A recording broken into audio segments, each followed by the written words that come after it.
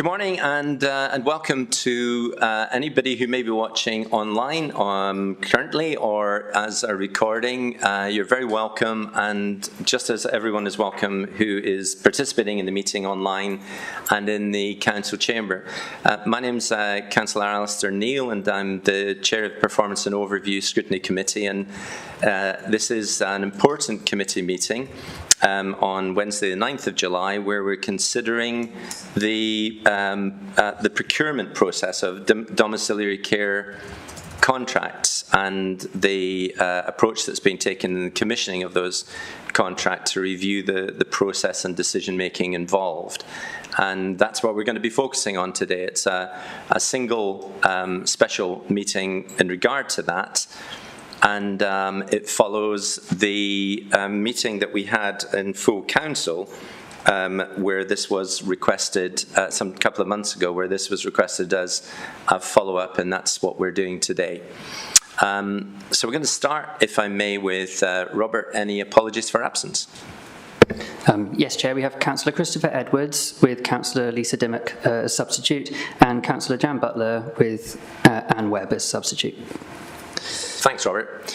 And any declarations of interest from any of our councillors present online or in the chamber? I see none. So item number 3, the public open forum. And Robert, have we had any representations 3 days or more ahead of the meeting?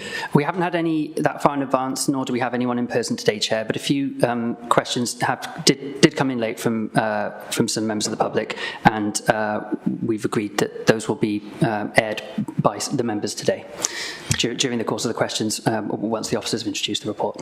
That's right. So we've had a pre-meeting as a committee and agreed that I'll ask those questions that have been received from members of the public ahead of the other questions that committee members and other councillors more broadly may have to raise and to put to our officers present. And we have a significant number of officers present, which is great to see. Thank you very much for taking your time in this very important area.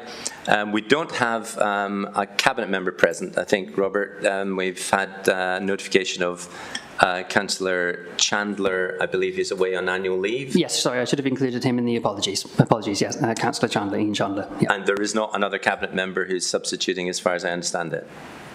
No, that's right. So all the more important, any key points that come out of this meeting, Robert, I know that we'll put together some notes to inform the Cabinet, and we'll make a point of doing so, and indeed the Cabinet member as well. Okay, thank you very much. So we'll move into the meeting proper, and as I reiterated, or I'll reiterate now, just the nature of the meeting that we have in Scrutiny and Performance and Overview. These are non-party political meetings. The intention behind the Scrutiny meetings more generally is to try and find constructive points that we can actually ask about in order to see if we can improve the way that services and the council overall operates. And therefore, it's not about political point scoring. That is, dare I say it, that occasionally happens in places like full council meetings, and somebody else can chair that one. I'm not sure who that person is, but good luck with that one. But that's not what we do here. What we do here is we're looking at the issues in front of us in order to try and examine them, scrutinise them, and see if we can find areas that we can constructively help to improve, learning coming out of it, improvement coming out of it, and in that we will be expressing concerns if we have them, and there may well be concerns today in regard to this. I just wanted to highlight also, we would normally take a short comfort break about 11 o'clock. I'm going to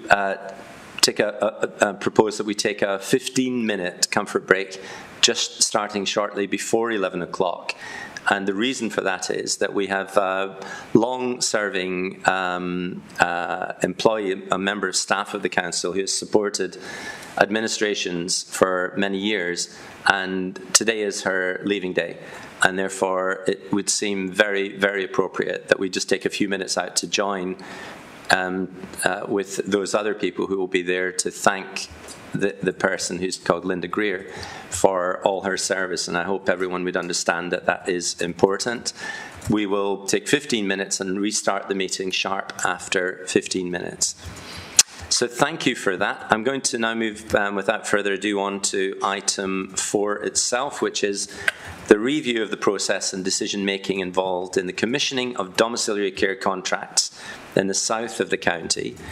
And Jane Rogers, Strategic Director, it's great to see you there, Jane. I'd be asking you, Jane, to potentially take 5 or 10 minutes to pick out the key points coming out of the reports, recognising that councillors will have read the reports, certainly the main report appendices, but there may be others who are watching online who are less familiar, and if you could bear that in mind.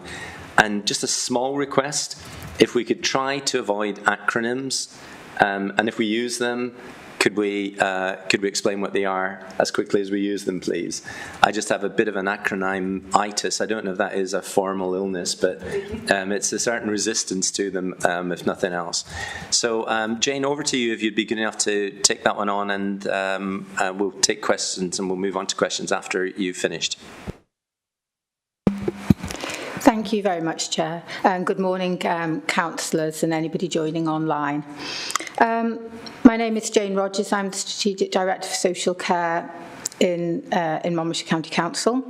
And as the Chair has requested, I will spend a few moments just going through some of the highlights from the main report. You've been presented with a lot of information, some of which is very detailed and technical. So I will try and just make sure that I cover the key elements of the process that we're here to discuss today, and as is set out within the main overview report. There are a number of colleagues here with me today, and I would like to just very briefly introduce them, because it is quite unusual to have so many with me, which is great. I won't ask them to introduce themselves. They'll do that if they come in and speak, but just for orientation, Nicola Venus-Balglovin and Kerry York are from the Strategic Commissioning team. Kerry's a service manager there. Jenny Jenkins, who most of you will already know, Head of Adult Services. And we've got colleagues very kindly joining us from Ardell, which is the organisation that oversees procurement within the Gwent region and beyond, actually. And this is Penny Haywood on the far end and Sam Harry next to her. So just moving on now to give some highlights from the report. So the report sets out the process and decision making regarding the commissioning of domiciliary care contracts in the south of the county. And we're asking today if Scrutiny kindly scrutinises the process that we went through in the decision making, and highlight for us any key learning points or areas for improvement that we might need to consider moving forward. The Chair has already alluded to the fact that this was a request by Council in April. There were two parts of the motion. One was generally a review of the Council's procurement processes, and the second element of the process was a specific review of the decision-making in relation to the procurement exercise we undertook, and so it's the second part of that motion that we're addressing today. So the context for the process that we undertook was the strategy for commissioning domiciliary care, which was agreed domiciliary care in Monmouthshire, I should say, which was agreed by Cabinet in May 2024. And there were three key strands to that strategy. Firstly, to provide sustainable, high-quality domiciliary care for those people who had an assessed need, to maximise the cost-effectiveness of how we provided care, and to improve and standardise terms and conditions for the domiciliary care workforce. The strategy that I'm referring to is set out at Appendix 2 within your documents, which also includes the detailed implementation plan for how we were going to do this, including timescales and desired outcomes and some associated risks. The procurement process itself commenced in July 2024, so almost, well, a year ago, in fact. And the report takes you through the key elements of that process. The key elements are, firstly, the prior information notice, including market engagement. Secondly, the invitation to tender and the receipt of responses. Thirdly, the evaluation process, followed by the contract award, and lastly, the implementation phase. So I'm going to just pick out a few highlights from each of those phases. The first phase, the prior information notice, is our opportunity to do pre-engagement work with the market to make sure that the market is aware of our intentions to issue a tender, to provide some frequently asked questions to make sure they're published, and to receive comments and feedback from any interested parties, some of which actually went on to improve our final tender. We undertook an online event which was organised by Business Wales, where we were able to describe to potential interested parties a bit more about our thinking, share with them the strategy, really encourage a good engagement with the process. In October 2024, we issued the invitation to tender. And this was in line with our Council's contract procedure rules and the Public Contracts Regulations 2015. The information about the tender that we issued, again, is included within the documents that we have and was overseen by the Ardell procurement team. We were... It's so important to get this part of the process as detailed and as information-packed as we can so that people are really clear about what they're applying for and the contract that we will be awarding in the future. We were clear that we were asking agencies, we were inviting agencies potentially to bid for more than one contract. We'd separated them into 3 lots, but that they would all only be ordered 1 lot, even if they applied for more. The invitation to tender process included a period of 4 weeks where we were inviting clarification questions and indeed received 45 clarification questions which were posed, answered and published. The next phase, the evaluation, once we'd received the tenders, we went through a lengthy period of evaluation, again divided into a couple of subsections. So the first part of the evaluation is the pre-qualification questions. These tend to be a bit more black and white, yes, no answers, have you got insurance, are you registered? 19 applications were received and 6 of those were eliminated at the pre-qualification question stage. We had 13 tenderers move forward to the full evaluation. The next stage of the evaluation is called the method statement. It's at 3.2.12 of the report. Again, this is in two steps. Firstly, the quality evaluation. This would compromise 60% of the final scoring. The method statement, the quality aspect of it involves going through the responses that have been received with a small group of officers working through the responses and scoring them according to the tender. That was undertaken by Monmouthshire employees. The second part of it was the cost, which would compromise 40% of the overall scores. The scoring matrix was managed entirely by Ardell. Monmouthshire officers weren't informed of that until right at the end of the process, where there's a successful bid determination, where everything comes together, the scores are totalled, and we then make the contract awards, which are set out at 3.2.21. Lot 1, Radis, Lot 2, Care Quality Services, and Lot 3, Locker Home Care.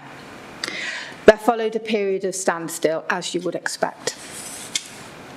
That takes us on to the implementation phase, which is set out at 3.3. And I would want to stress here that the implementation period commenced in May 2025, and we are still in that implementation phase. The implementation phase involves organisations talking to each other around handovers of contracts, us making sure that we're in really close contact with those organisations and are supporting and facilitating their work. And organisations also talking to the people who are in receipt of care, and we remain in close contact with the people in receipt of care as well to try and make sure that everything goes as smoothly as possible. This also involves 2P, which is transfer of undertaking regarding the protection of employment, to avoid the an acronym, which means that employers for one organisation have the right to transfer to another organisation who are taking over a contract. We did make some good efforts to ensure that we were engaging with people receiving the service. That's set out at 3.4 during this whole this period, going back to summer 2024.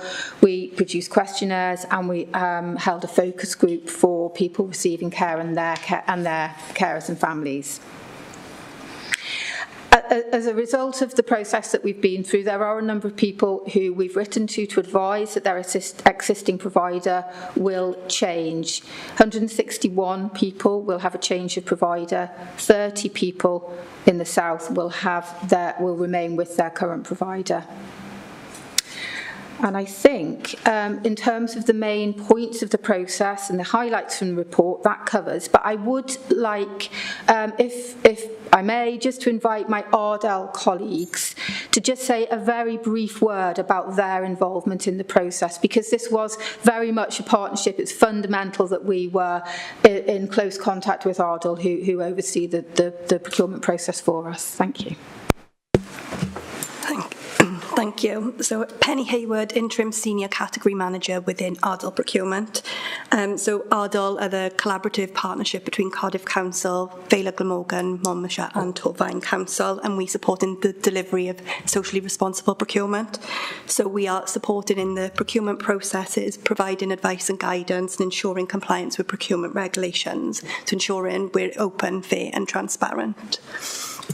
Hi, I'm Samantha Harry. I'm the Category Manager for Social Care and Community Services within Ardell Procurement.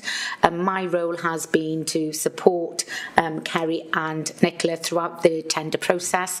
That's been involved right through the very early stages of the project groups that were set up to look at the documents required, the strategies that had been developed with other senior management, and to go through the whole procurement process. We actually, my team and myself, supported the tender process. We had oversight. We did some training with officers on the procurement process so that they fully understand the legal compliant route that we had to follow, and everything was managed through our IT systems, with ourselves managing that and then supporting the officers in Monmouthshire Council. Thank you.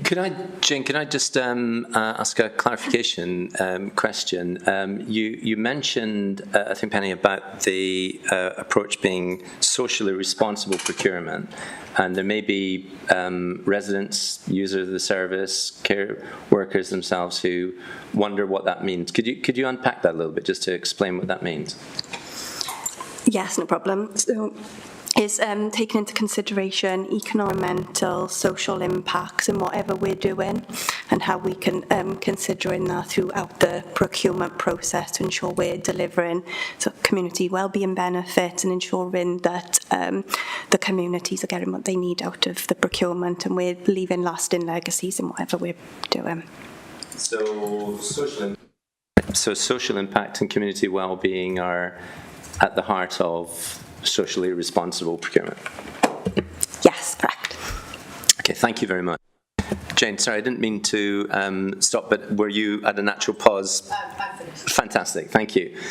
So we're going to open to questions, and as I mentioned at the start of the meeting, the committee had a pre-meeting where we agreed that the questions that have been sent through to me from members of the public, and these are individuals who have been working for the previous contract holder or users of the service. I'm going to ask those questions now ahead of opening questions to members of the committee and then to other councillors who are present either online or in the chamber. So I think probably the best way of dealing with the questions is to ask them one at a time rather than a large group of them. That might be the most straightforward thing. So if I start with the first of these, can you confirm whether CIW, Care Inspectorate Wales, and CQS, that's the Care Quality, what's the S for, Jane? Services, thank you. Inspection reports were taken into account during the evaluation process? And if not, could you please explain why such important quality indicators were excluded?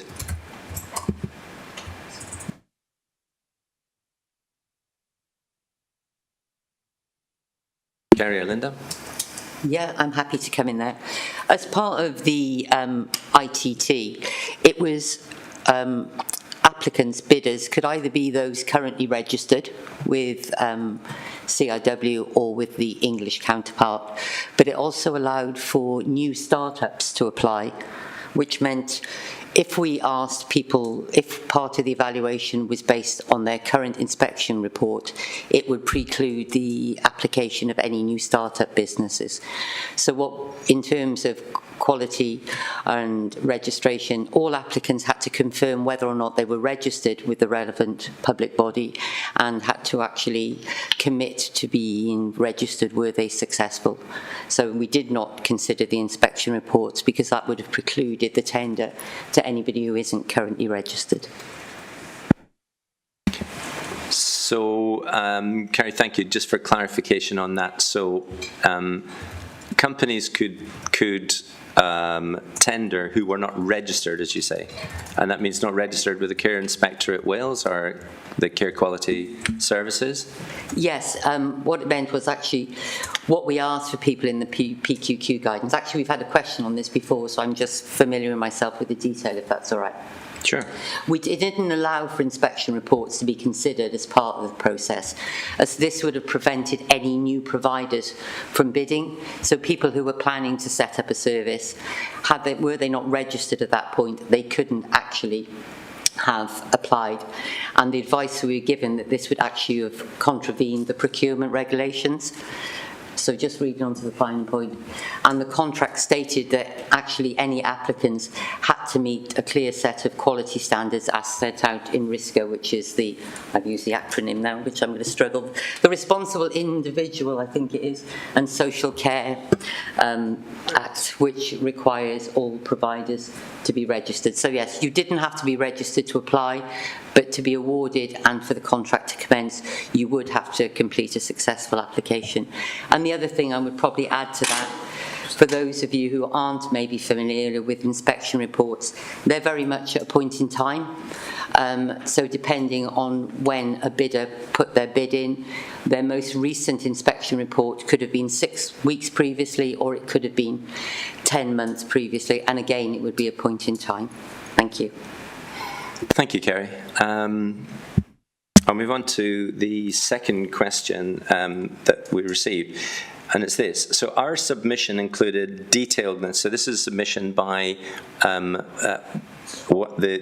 previous provider of the services, I believe. Our submission included detailed evidence-based testimonials and real-life case examples.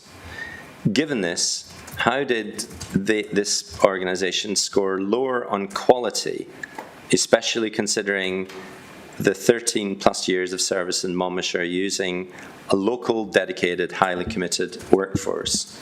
So who wants to pick that up? Jenny? Jenny Jenkins, Head of Adult Services. So as far as the evaluation process was concerned, it was very, very detailed, very thorough, and I don't know how many questions we had to evaluate within that process. That might be interesting to there were over 100, and the process was very thorough, as Ardal can testify as they oversaw the whole of that process. So there were, in total, with all the bids and all the questions that we'd asked, there were 153 questions to evaluate. And we did that in a way where we had different officers, and we had a project group of officers who were involved in the evaluation, officers who were experienced and knowledgeable, and sufficiently free to be able to conduct the very time-consuming process. And it was a very valuable process, I have to say that. So it took us a great deal of time. So not all of us were involved in all of the evaluation of all the questions. We put them into different categories, and then we had specific groups of officers looking at specific questions, and that meant that none of us had a full view of all of the questions. We were just focused on those individual questions in relation to our particular area of interest or expertise. And I'm just saying that as context, just so that you can, just for you to understand the process that we followed. Excuse me. And all of the evaluation was overseen by Ardal. So when we came together to do the consensus, we had a closed meeting where we discussed each question, and we looked at our individual scores, and we discussed the pros and cons of each question. It was incredibly time-consuming, very, very interesting, but it was a very detailed process. In relation to that, we looked at everybody's submission in a very in-depth way, and a way that represented an equitable way of measuring quality, and a measure of quality that we all shared. So it's impossible for me or any of us at this stage to be able to pick out those individual submissions. Not only is it impossible for us to do that because we wouldn't be able to recall the level of detail, we have all that detail recorded, it's all audited, and everything is recorded. But we couldn't do that at the moment because those conversations were so detailed. And secondly, we can't share the detail of those particular scores or individual submissions within this forum. It wouldn't be appropriate for us in terms of commercial sensitivities. And I think today... Jen, just if I may, we're not asking that, and that's, to be very clear, we're not asking for any commercially sensitive information. But if I could just refer you a little more closely to the specifics around the question, it's about saying, was there appropriate weight or any weight given to evidence-based testimonials and real-life case examples of a provider who has provided more than 13 years of service in Monmouthshire? Was there any weight given to that, or none at all? Because clearly that is a concern to an existing provider. I've given you the context of the process that we followed, which I think is pertinent to the question, to provide context for that. If I can ask Kerry to come in and just address that specific issue, I think that will round off the question, the response. Great. Let's see if we can get to that. Okay, thank you again. Referring to my earlier comments, the procurement laws require us to make this process open to all prospective bidders, those people currently working as partners in Monmouthshire and those not. Within the ITT is a meaty little document which includes the method statements, and in there it lets every bidder know the question that we are asking and the elements within it which we will expect to see and be scored on. So bidders, and I'll just ask Nicola to flip back to that for me again, because as you've all seen with the documents, there's so much. So for argument's sake, question one, describe your proposed implementation plan. It then lists for every bidder what we require you to know and what you require us to tell us. So what was clear to every applicant was what we were asking for, what they needed to be provided, and most importantly, how we would evaluate their responses based on objective information provided. It also advised the bidder of the maximum submission size, the font size, the weighting that was applied to each question. And for every question, every bidder, it was very clear about the information that we needed to receive and the basis upon which we'd make that decision. So I hope that helps explain it. It helps a bit, but I really just want to stick to the particular around this question.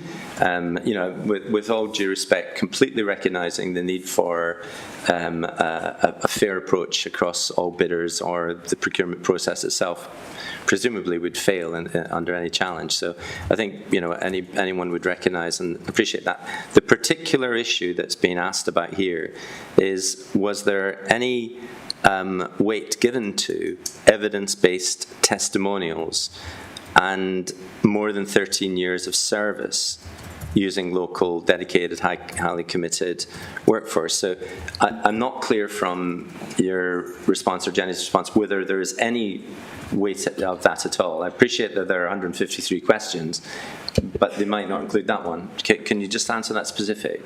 I think simply yes. Yes, what? Weighting was given. In the many of the questions asked providers to submit case studies to evidence how they were meeting this particular question. So a provider within Monmouthshire of 13 years experience, or a provider elsewhere, would have the opportunity to set out their knowledge. At the end of the questions, the latter questions, they were the lot specific ones, and those asked providers to evidence their lot specific and local knowledge, which meant that those providers working in any of the lots could be argued they had quite an advantage because they knew their area. So yes, providers' experience and local knowledge and their years of operation were taken into account as well. And they're actually identified within each of the sort of criteria within the ITT. And testimonials, were they part of the assessment? Testimonials were not listed as documentation that would be considered or scored against, but case studies were. Okay, so that really is the gist of the question, and thank you, that's really helpful. So case studies were admissible, testimonials were not, no matter if they were evidence-based or not. Okay, I'm going to move on to the next question, if I may. The Cabinet member, Councillor Chandler, sent his apologies to the meeting, and this particular question relates in part to Councillor Chandler's comments, but it relates more fully to Ardal itself. So if I ask this question, if you are able to answer, fantastic. If we need to send it to Councillor Chandler to respond to, we can do that in any case, Robert, but yes, of course. It would be helpful if we just ask the question now. So the third question is, Councillor Chandler previously stated that Ardal was responsible for handling the procurement process. However, he also mentioned that Monmouthshire County Council marked the quality elements. Can you clarify this distinction and confirm what role Ardal actually played? Was it limited to collating and passing on the pricing information only? I know you've slightly answered some of this already, but I see a shaking of the head. But would you be able to respond to that? I think it's more about Ardal than it is about Councillor Chandler, but we'll make sure he receives the question too. Thank you. Thank you. As I previously stated, my team and myself were part of the project group, and we didn't just pass over the information. We conducted training for officers on the evaluation process. We were part of the project groups. We actually have a requirement to ensure that the information that we provide out to the market and the information we receive in is kept confidential. We held and were the mediators, or the chairs of the consensus meetings, ensuring that the final scores captured for the quality evaluation was undertaken, and that every individual involved in that had the opportunity to discuss why they'd scored those scores and what was based on evidence, and then the agreed consensus scores for the quality aspect for all of the questions from the method statements were evaluated and aligned to the evaluation criteria as set out in the invitation to tender, which is the ITT.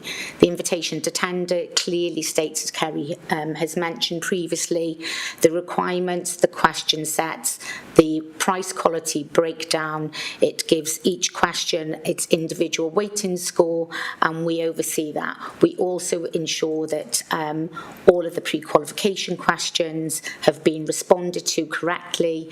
We respond and actually evaluate some of those questions, and the price scores as well is just an element of the overall evaluation process. Does that answer the question? I think it really does, Sam. Thank you. Thank you. I think it clarifies it. And thank you.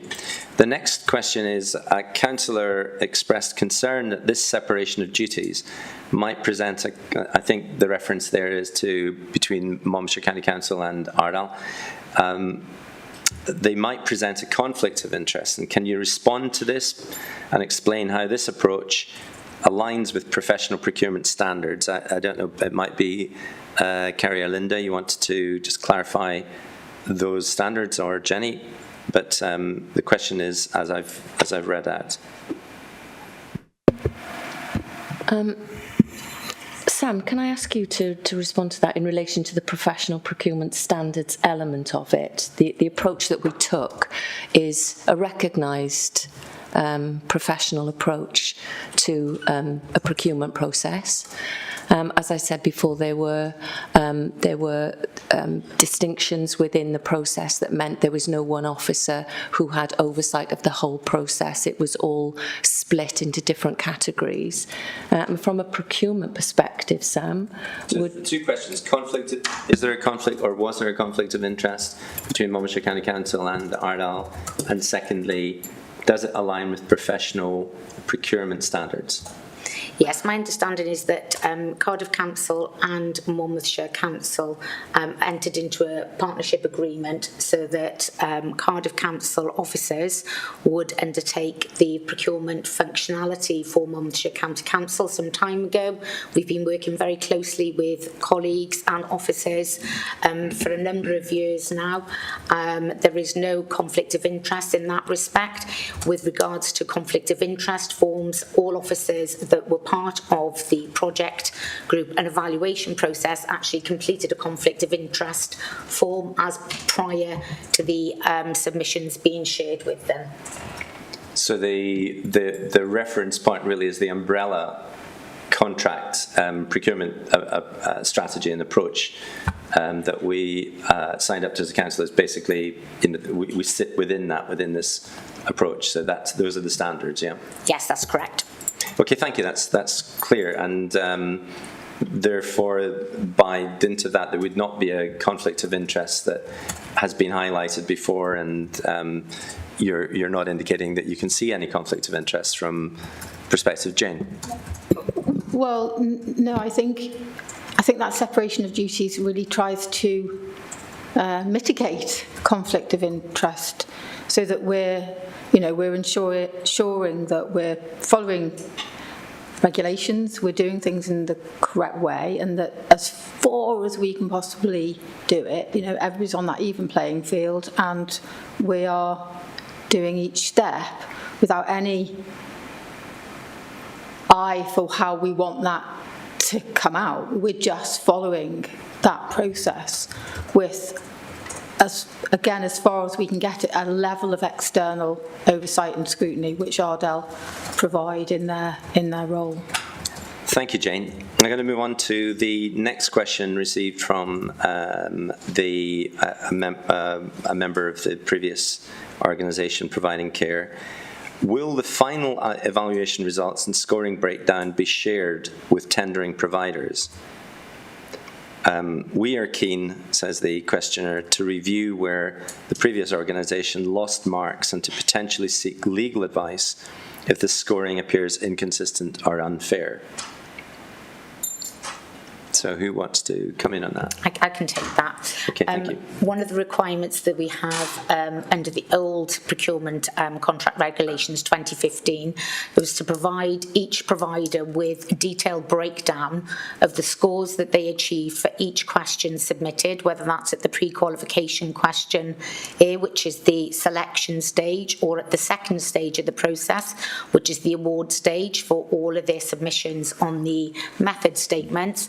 and also alongside that they are given the winning advantages of the successful organisations, so they can clearly see why they were awarded a score for a particular question and what the advantages were of the winning bidder.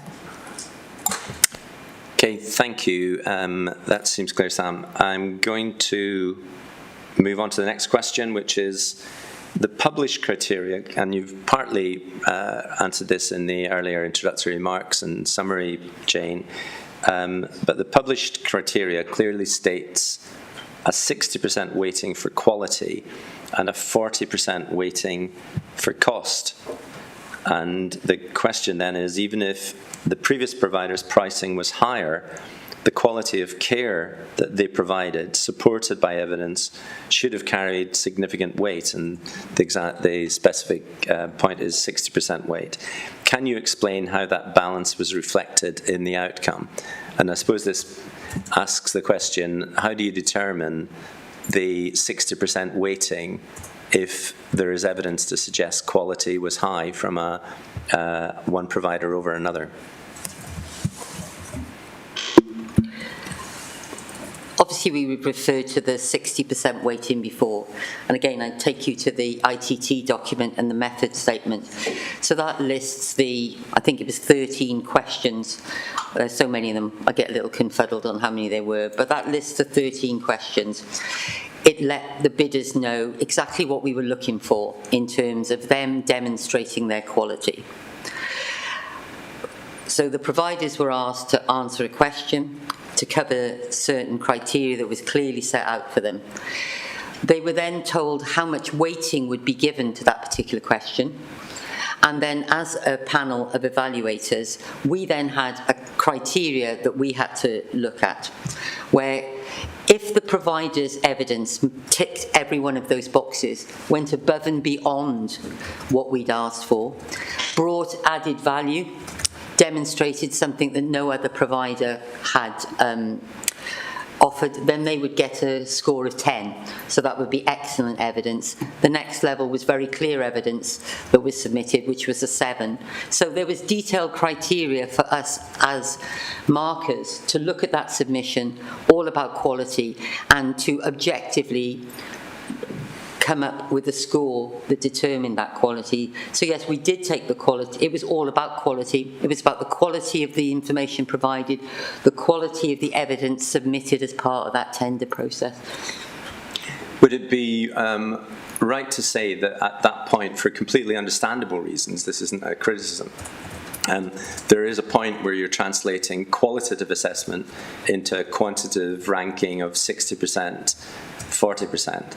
But at the heart of it, there's a qualitative assessment necessarily of what you have in front of you. How else do you determine that? But that's taken into account. That was taken into account, is what you've just said, Carrie. Yeah.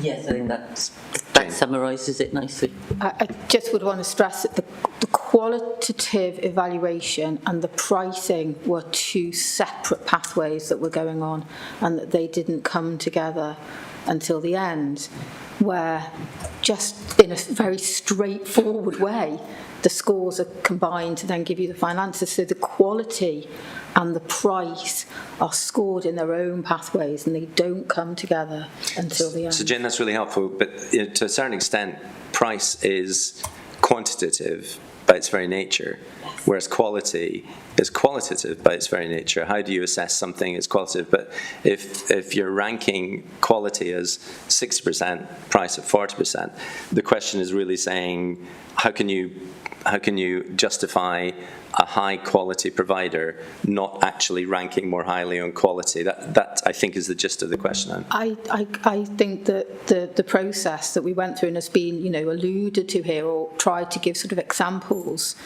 is trying to illustrate how we assessed quality, and that overall that would have a 60% bearing on the final outcome. So whatever that quality score was, after we looked at all of the 19 responses, that quality score added up would have a rank, which would then be added to, yeah, you're right, the fact of what the pricing was, but then that would still be scored, so that your most economically advantaged would score higher, and your if I've got that the right way around. Yes, you know what I mean. Yeah. Okay, thank you. The next question, I'm going to try and see if we can hold this question to no more than 4 minutes in question and answer, so we start the 15-minute break as planned. So finally, how does Monmouthshire County Council justify this process as transparent and in the best interest of service users, given the impact on local carers, vulnerable clients, and the continuity of service delivery?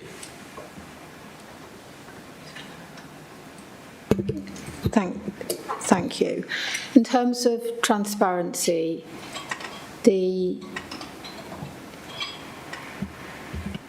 I suppose the starting point would be us trying to make sure that people were aware of our overall strategy, so our engagement with potential providers, being clear with them what we were trying to do at a more strategic level within the county. And I would want to say that, I think that's about us becoming, in the long term, in the immediate and in the longer term way, in a sustainable, operating domiciliary care in a way that's sustainable, gets the best outcomes for people, and operates in a much more partnership arrangement with providers than the current where we were, which was, to degrees with over the county, spot purchasing arrangements that didn't provide us with a secure platform going forward. I know that that's different in different parts of the county. So the next element around transparency would be, complete transparency with the tender process, really through that market engagement, through to the clarification opportunities, through to the way we're set out the tender and conducted the evaluation process. Obviously, there's a limit to the transparency that you can achieve there because of organisations presenting their information and their responses. But as far as we could, we felt that we made the service transparent. We are well aware that what's important for people, so that's from an organisational perspective.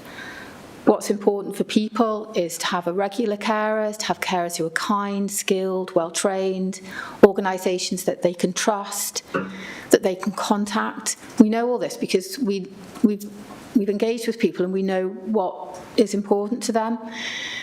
And, whilst we are making, I suppose what I'd say is that we're making every effort within a 3-month process of changing over contracts where this has to be enacted, that process. We're really trying to do what we can to make sure that people are clear about what's happening, have the right information to make their choices that they want, that where contracts are changed over, that there's good engagement before that happens with the new agency, that where possible and where individual choices allow, that there would be room for continuation of actual carer.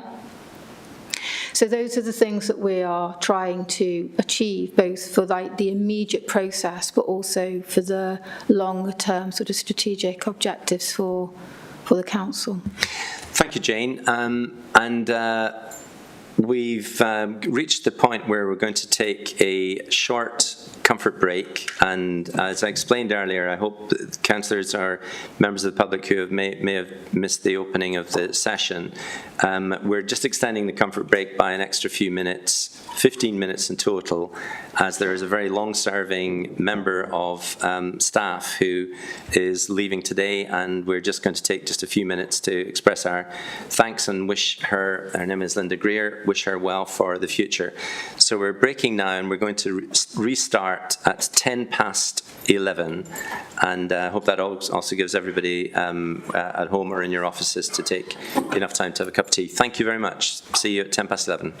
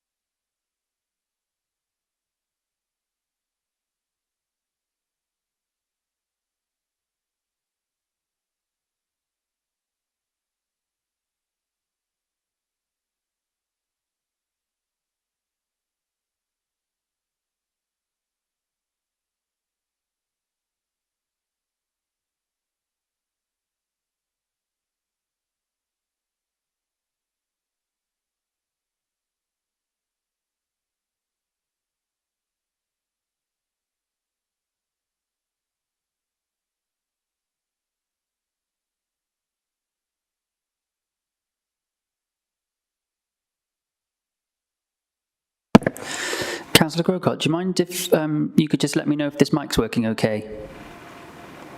Yep, thank you.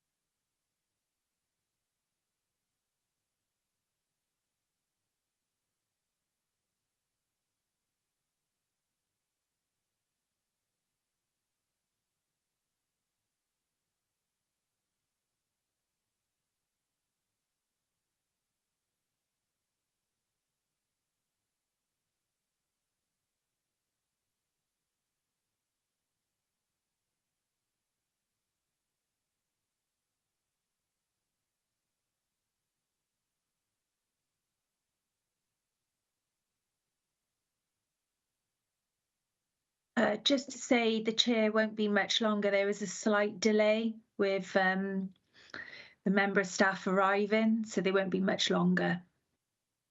Thank you.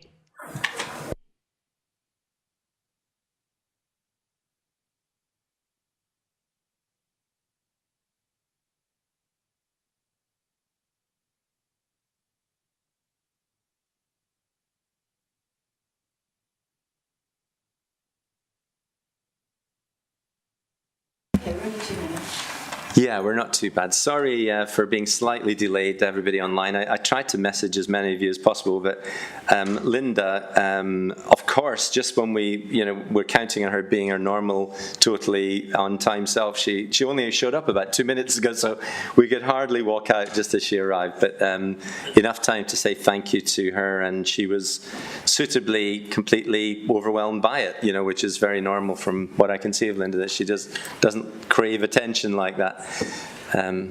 But thank you for allowing us to just take that time out on behalf of everybody.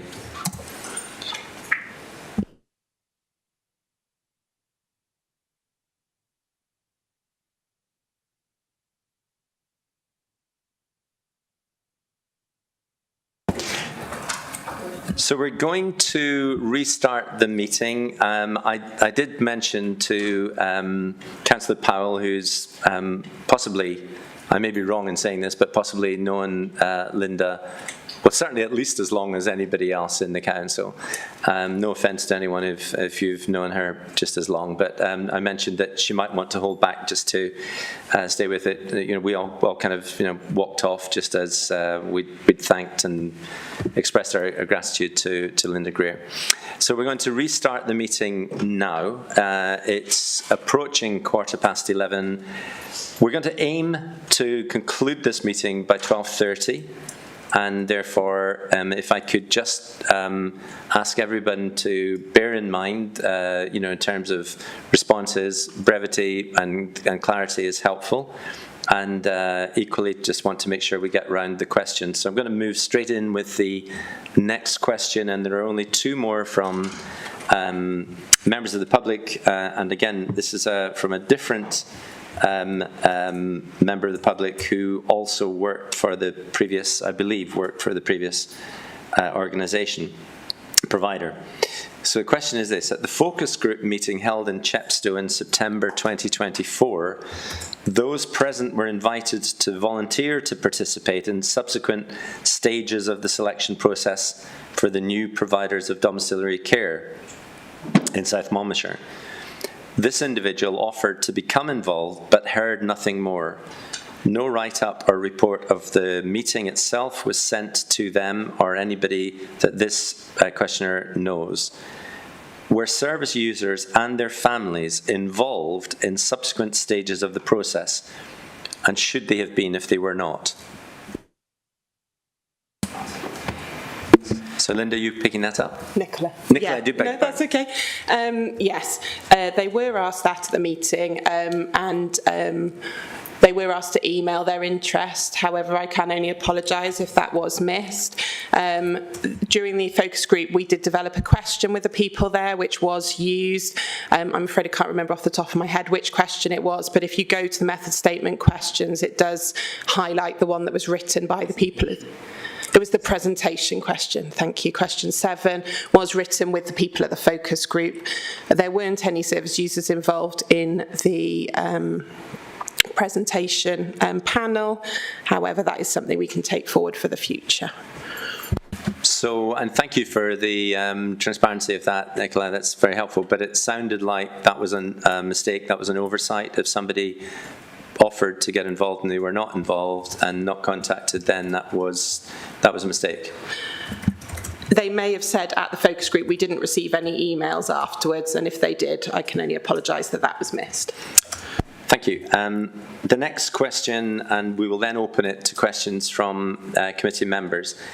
What will happen to current service users of the previous provider in Caldecott and Chepstow, many of whom are elderly, vulnerable and quite isolated, if the new service providers are unable to recruit sufficient carers to replace the care currently provided by the previous provider? Please could you explain Monmouthshire County Council's contingency plan for this? Who wants to pick that one up?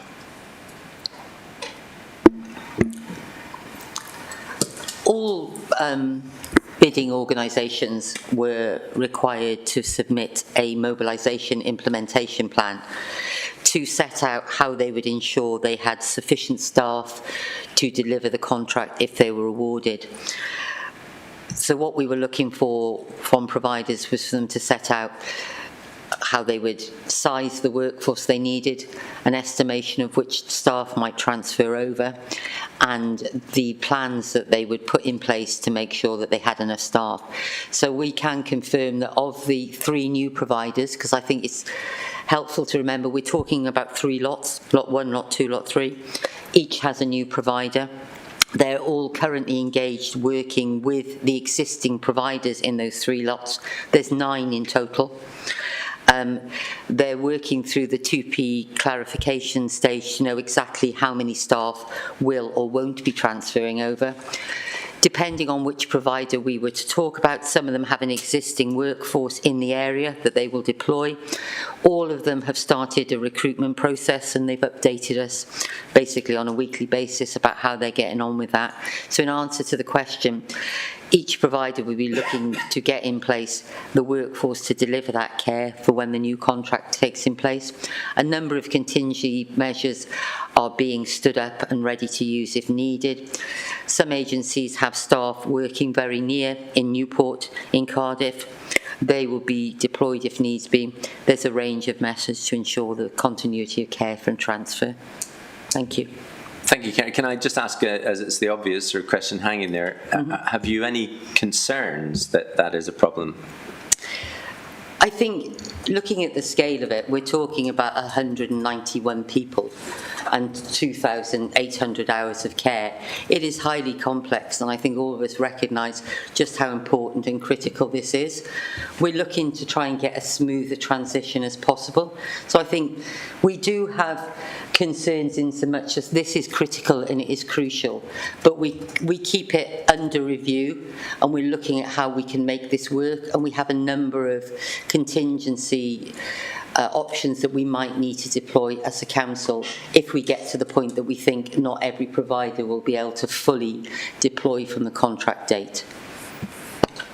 Thank you, Kerry, and again, very, very clear answer. And I'm going to open it now to questions from members of the Performance and Overview Scrutiny Committee, and subsequent to that, any non-members, councillors who are not members of the Scrutiny Committee will be welcome to answer the questions. Again, if I just remind you, we're aiming to make sure questions are asked and answered, but we're looking to have this meeting closed no later than 12:30. It's 11:20 now. So first of all, I see Councillor Bond. Thank you, Chair, and thank you for the presentation and the report. I wonder, we've discussed about the what, but not perhaps the how so much. Where was the change in management in this process? I'm very disappointed that the voice of some of the most vulnerable in society has not been heard by social care professionals. Only 45 responses out of 161 packs were sent. Was that not a red flag to anybody? I understand that many clients only heard about the change from their carers, as don't have the capacity or drivers to open mail. Was it only those with local family to support them who responded? And what about, so this is question one, so this is around change management. What about the others who represented them? So who represented them? And we didn't get involved until late. I know Lisa Dimmock was involved quite early, but we didn't know anything about it. And where was the stakeholder management? Why were there no representatives of these people who have no voice, that only have perhaps see carers 4 times a day?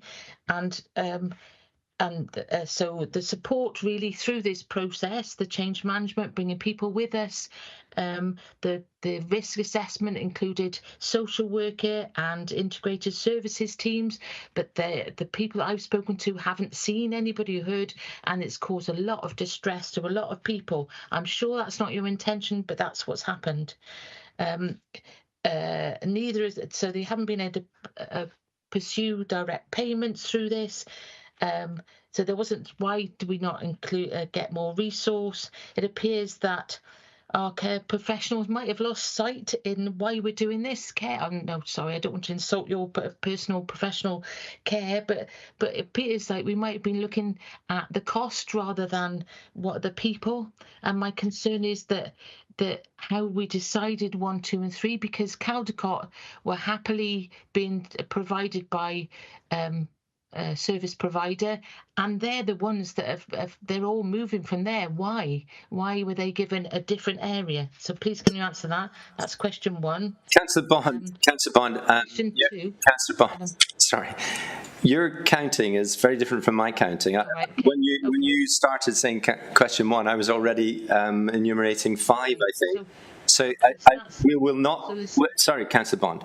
We need to make sure everybody has the opportunity to ask questions, and we'll never get through this meeting if you continue to ask a whole string of questions. I've written down a number, and I'm sure the officers have done the same.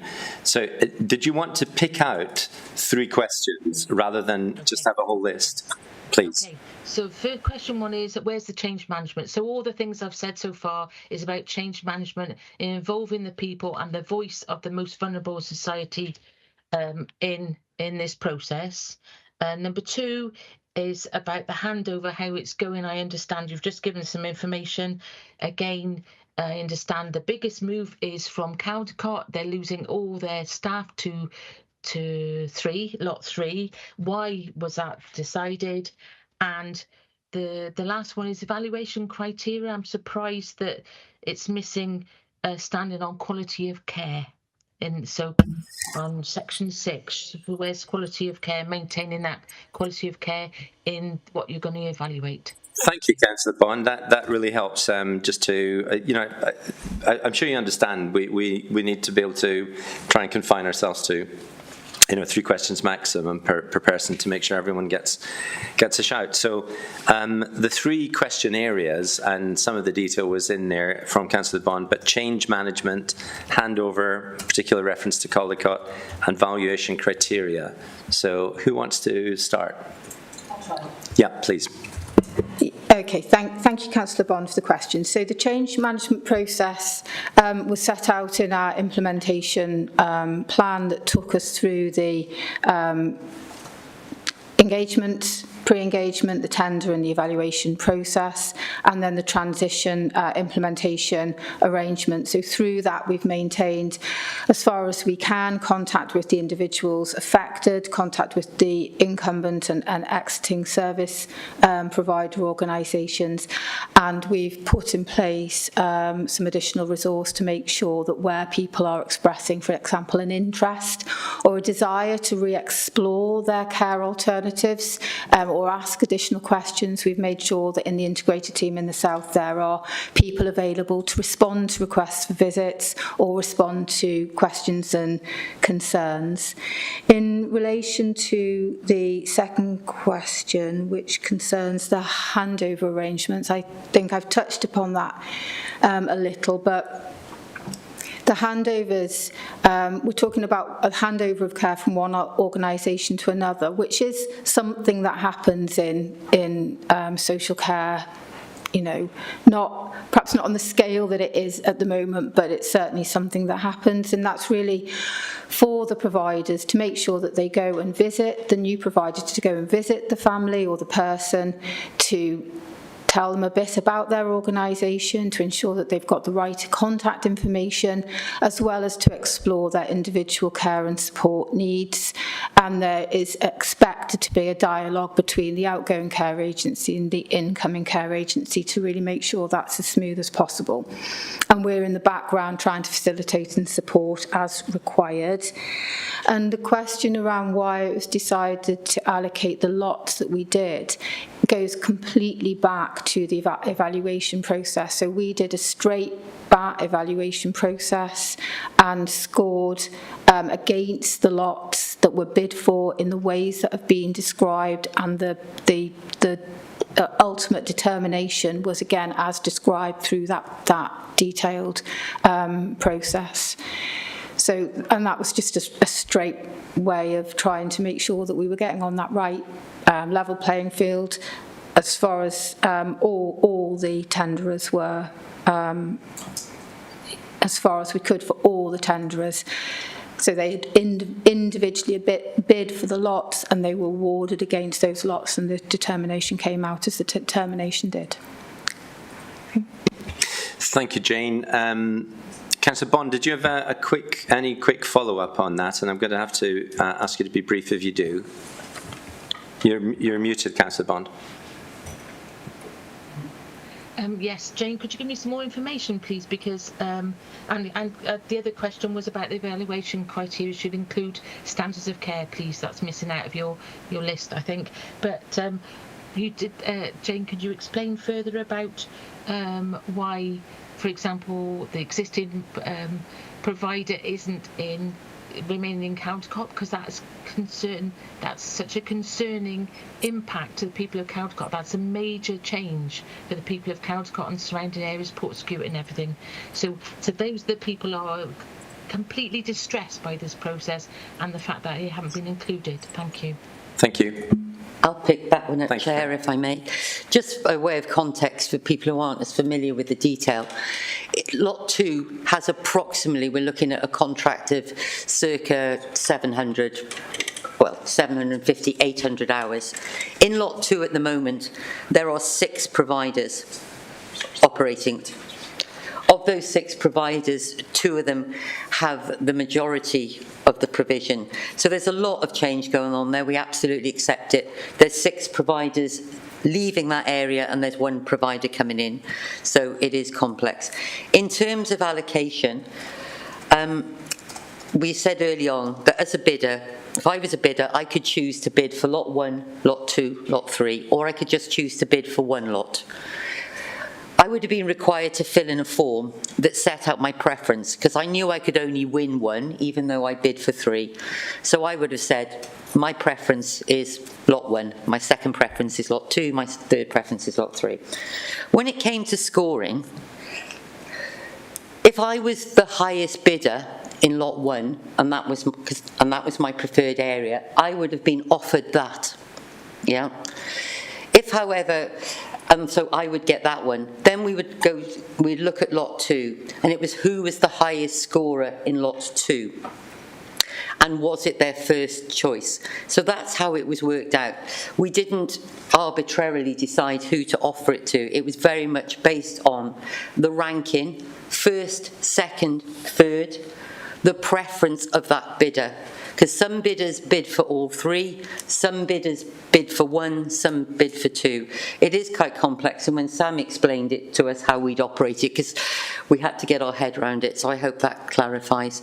And in terms of evaluation criteria, the ITT that we've set out in Appendix 5, that talks about or requires bidders to demonstrate their experience of care, to set out in detail how they deliver high quality care through the training of their workforce, from the use of assessments to care plannings to engagements with families to their ethos.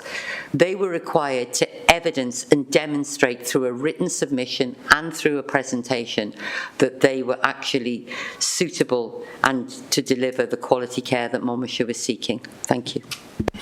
Thank you, Kerry. I'm going to move on now to Councillor Buckler. Thank you, Chair. And thank you, Jane and the team. I mean, there are definite areas of concern that are being flagged up today. I'd say one of them is the lack of scrutiny before approval. You know, the new strategy was approved by Cabinet in May 20. It was approved by Cabinet, but wasn't reviewed by the relevant scrutiny committee first. This raises questions about democratic oversight. And as Councillor Bond has pointed out, a lot of us didn't know it had happened until it had happened. So why was the domiciliary care strategy not subjected to pre-decision scrutiny? And how will you, how will we as a council ensure proper democratic oversight in the future? It's still extremely, this is still the same question, Chair, but it's attached. It's still extremely unclear from what we've heard today whether existing care providers providing a valued and good service received an enhanced rating. This isn't a dry exercise. The service is all about people, the carers and those who receive the care. And regarding your statement that in the sort of scoring system that you make sure that people have enough provision of carers who are taking on these contracts, but how can you do that when some of the care provision relies on people who are working for existing care providers? And And how will they, how can you sort of quantify that, especially transferring under, I'm not going to use the anachronism, so I'm just going to look it up again, transfer of undertakings, protection of employment regulations. Many people receiving care said they value seeing the same care as regularly, and there's a risk, there's a huge risk on that changing providers could add terrible stress and strain on people receiving care. And my last point is the rural communities. Some areas in Monmouthshire are so rural and take longer to travel between, obviously. The new system pays the same rate across the board. So how will the council ensure that financial and operational viability of service provision in the most rural parts of Monmouthshire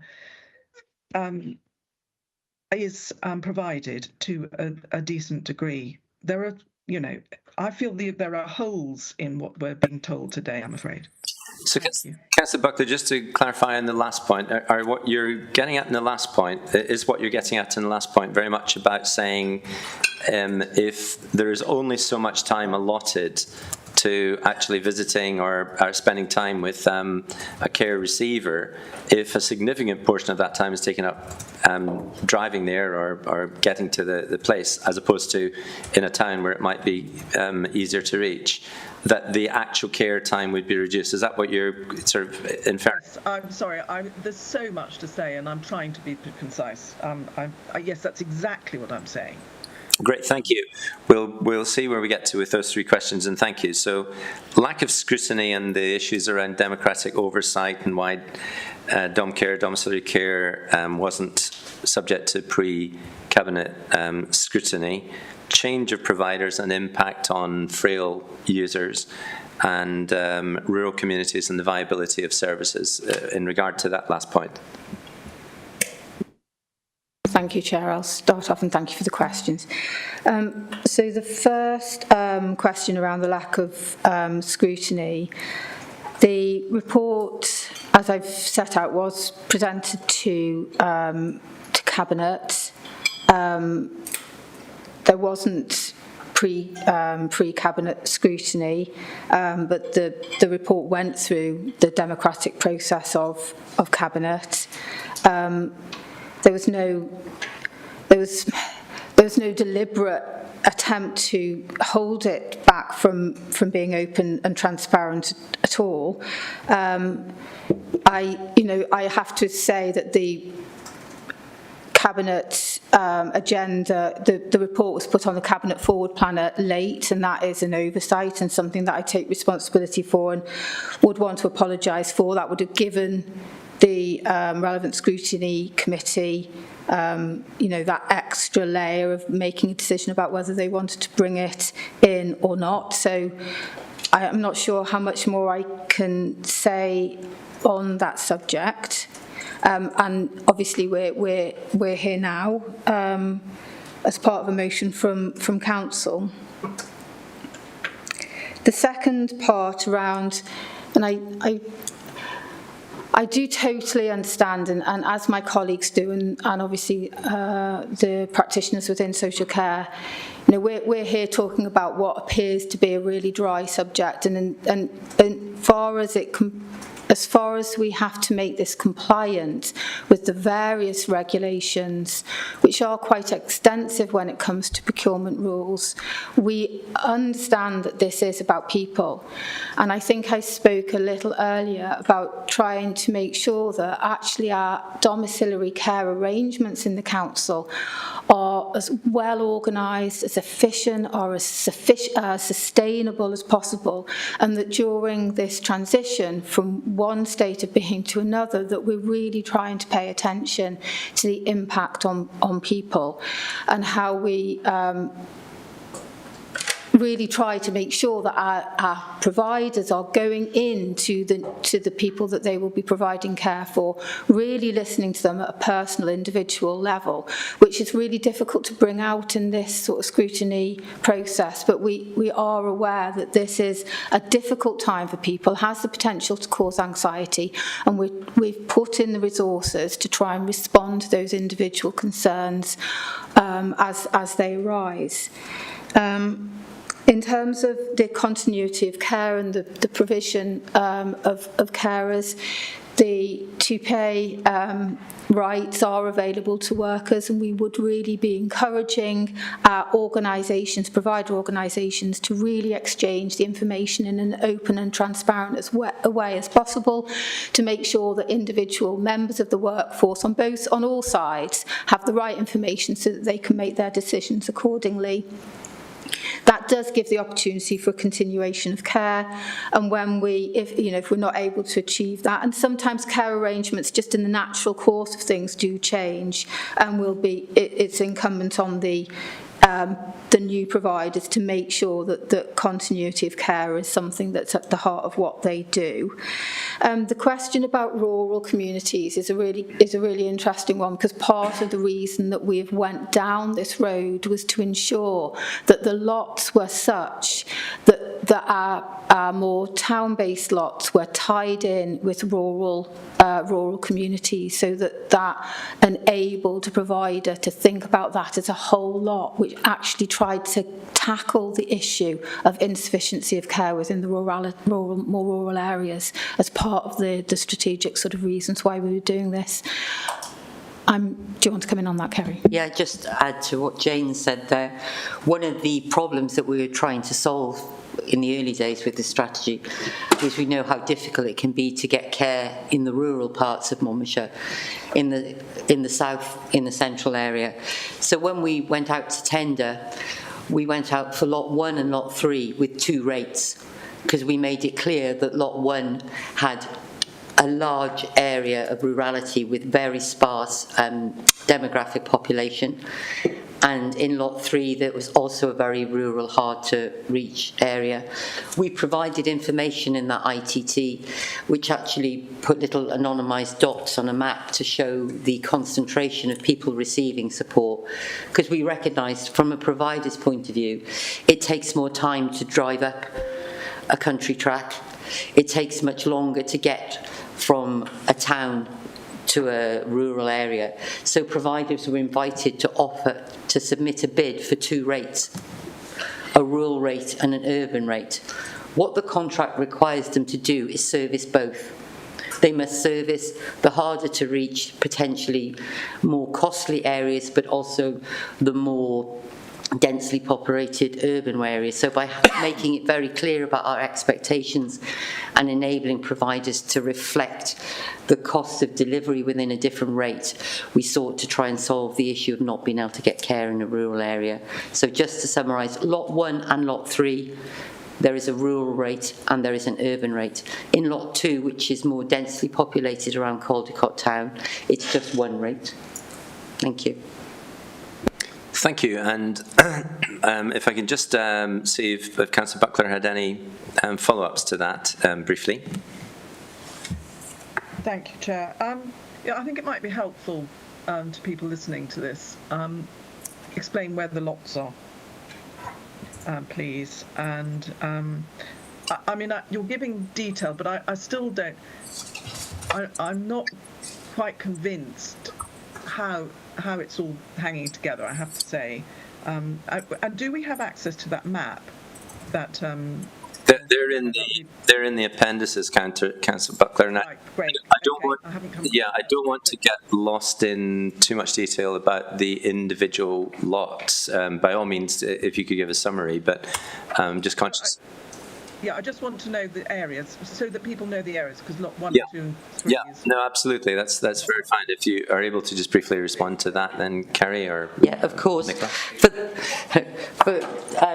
If you did actually want to look at the document in due course, if you go to Appendix 12, my colleague here has told me it's right at the end of Appendix 12, which is the service specification. I will now try and describe the map with you. So lot 1, which is Chepstow Town and Rural, it starts at the top end. I'm looking to my colleague. What would you say that was there?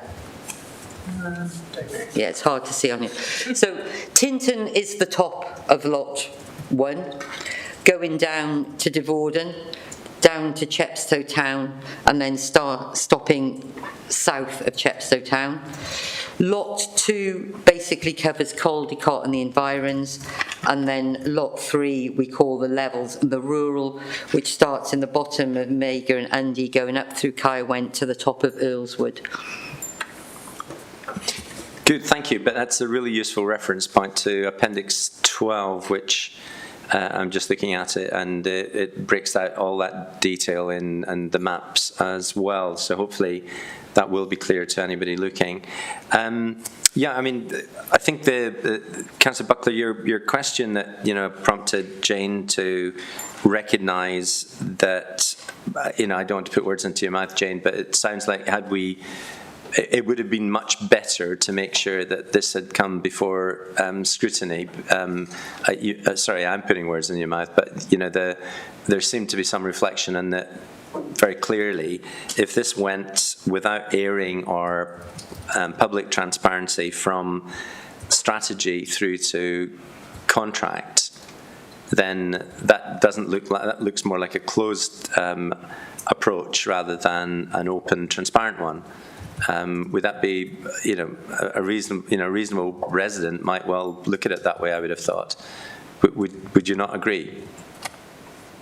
I'm happy to agree with that. I mean, I think from, again, from a service point of view, this is a procurement exercise and a commissioning of domiciliary care. We continue to commission domiciliary care for people who have assessed care and support needs. So I suppose there's two ways of looking at it, but completely take on board your point.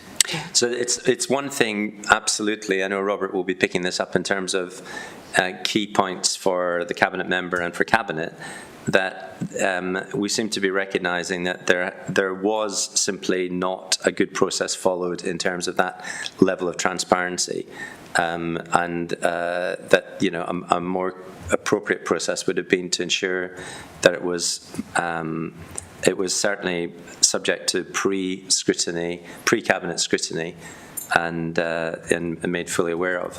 I also wanted to just highlight the point that Jane had made. We're talking about procurement and commissioning of contracts, and really the cold hard stuff of that sets frameworks in place for people doing the fabulous work that they do on a day-to-day basis. And those of us who are lucky enough to be familiar with the work of the team of officers in front of us and the team that are out there on a day-to-day basis, Jane, you've paid heed to that, and I absolutely acknowledge that the first thing that you're really concerned about is people and the impact on people, whether they're younger users of care or older users of care or in between. It's what gets everyone motivated on a day-to-day basis. So I really just wanted to make sure that anybody looking into this from the outside is aware that that is how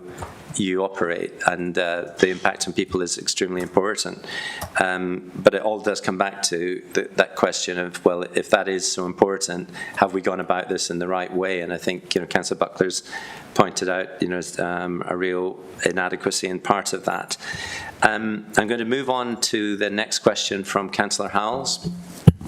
Thank you, Chair. Thank you, Jane and team, for coming along today. My question is, what early indicators will be used to track whether the transition has improved quality, stability and cost effectiveness? And also, how frequently will performance against the strategy's key performance indicators be reported to scrutiny? Just those two. Thank you, Councillor Howells. Who wants to pick those up? I'm happy to pick that one up. Thank you. I think, just briefly referring to the report to start off with, under the evaluation criteria, we've sort of listed a few things that we'll be keenly looking at in the early days about, the percentage of care that's being provided. I won't read them all out. So those are the measures that we will be assessing. Within the services specification, which is Appendix 12, there is a really, really detailed section that sets out all the outcomes, performance indicators and requirements of the contract, how we will contract monitor it, what particular qualitative and quantitative data we will be using, and it covers everything from feedback from people using the service, from surveys, interviews with social workers, looking at call log data to show how many calls have been delivered, how many are on time. It covers how many walking staff have been employed, because that's one of the key sort of green measures. We're trying to, wherever possible, improve the use of walking as an option for delivery. So there's a very robust 3-year contract monitoring and quality assurance framework that will take into account the quality and delivery of that service. In terms of cost effectiveness, the tender prices, it's an open tender process. The tender prices come in and they're set. So what we'll be looking at, there can't be any change to the price per hour. We have a particular envelope that we need to deliver within, and we'll try and maximise all the support that we can get within that. So those are some of the measures that we'll be using, but there's lots of detail in there. And in terms of bringing, performance information forward, would that be identified as a separate contract on which performance is tracked, and that we would be able to see in the future, or would it be tied up with the wider performance of the services? Obviously, we will be gathering this information within SC&H that I will be looking to present to our head of service and strategic director. So that information would be available for any appropriate forum or officer to look at. It's something we'd be happy to share. So in 6 to 12 months' time, we might be able to say, okay, once the contract has had an opportunity for performance to be visible, as it were, that we could say, okay, we wanted to look at how this is operating. Yeah, sorry, Jan. Yeah. Thank you.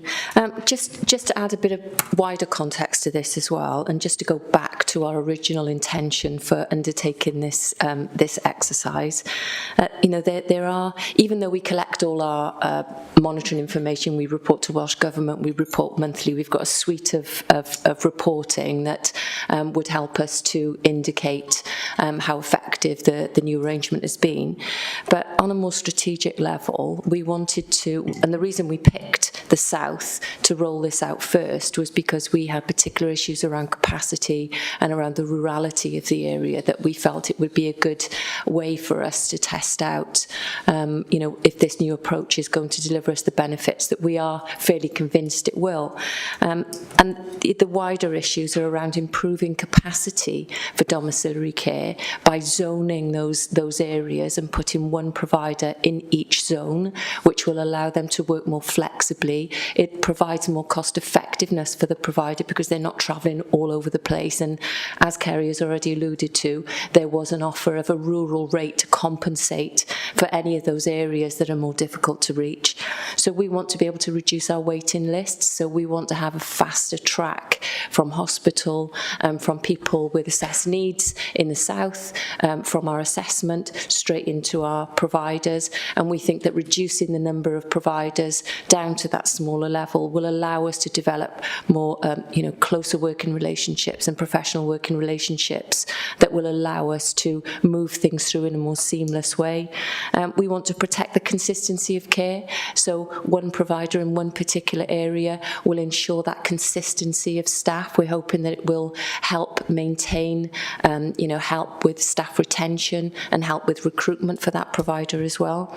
And also the way that we're operating in terms of offering long-term contracts, so up to 8 years, which is a very rare example of how domiciliary care is commissioned generally. So we're offering long-term contracts, and we're also offering payment up front.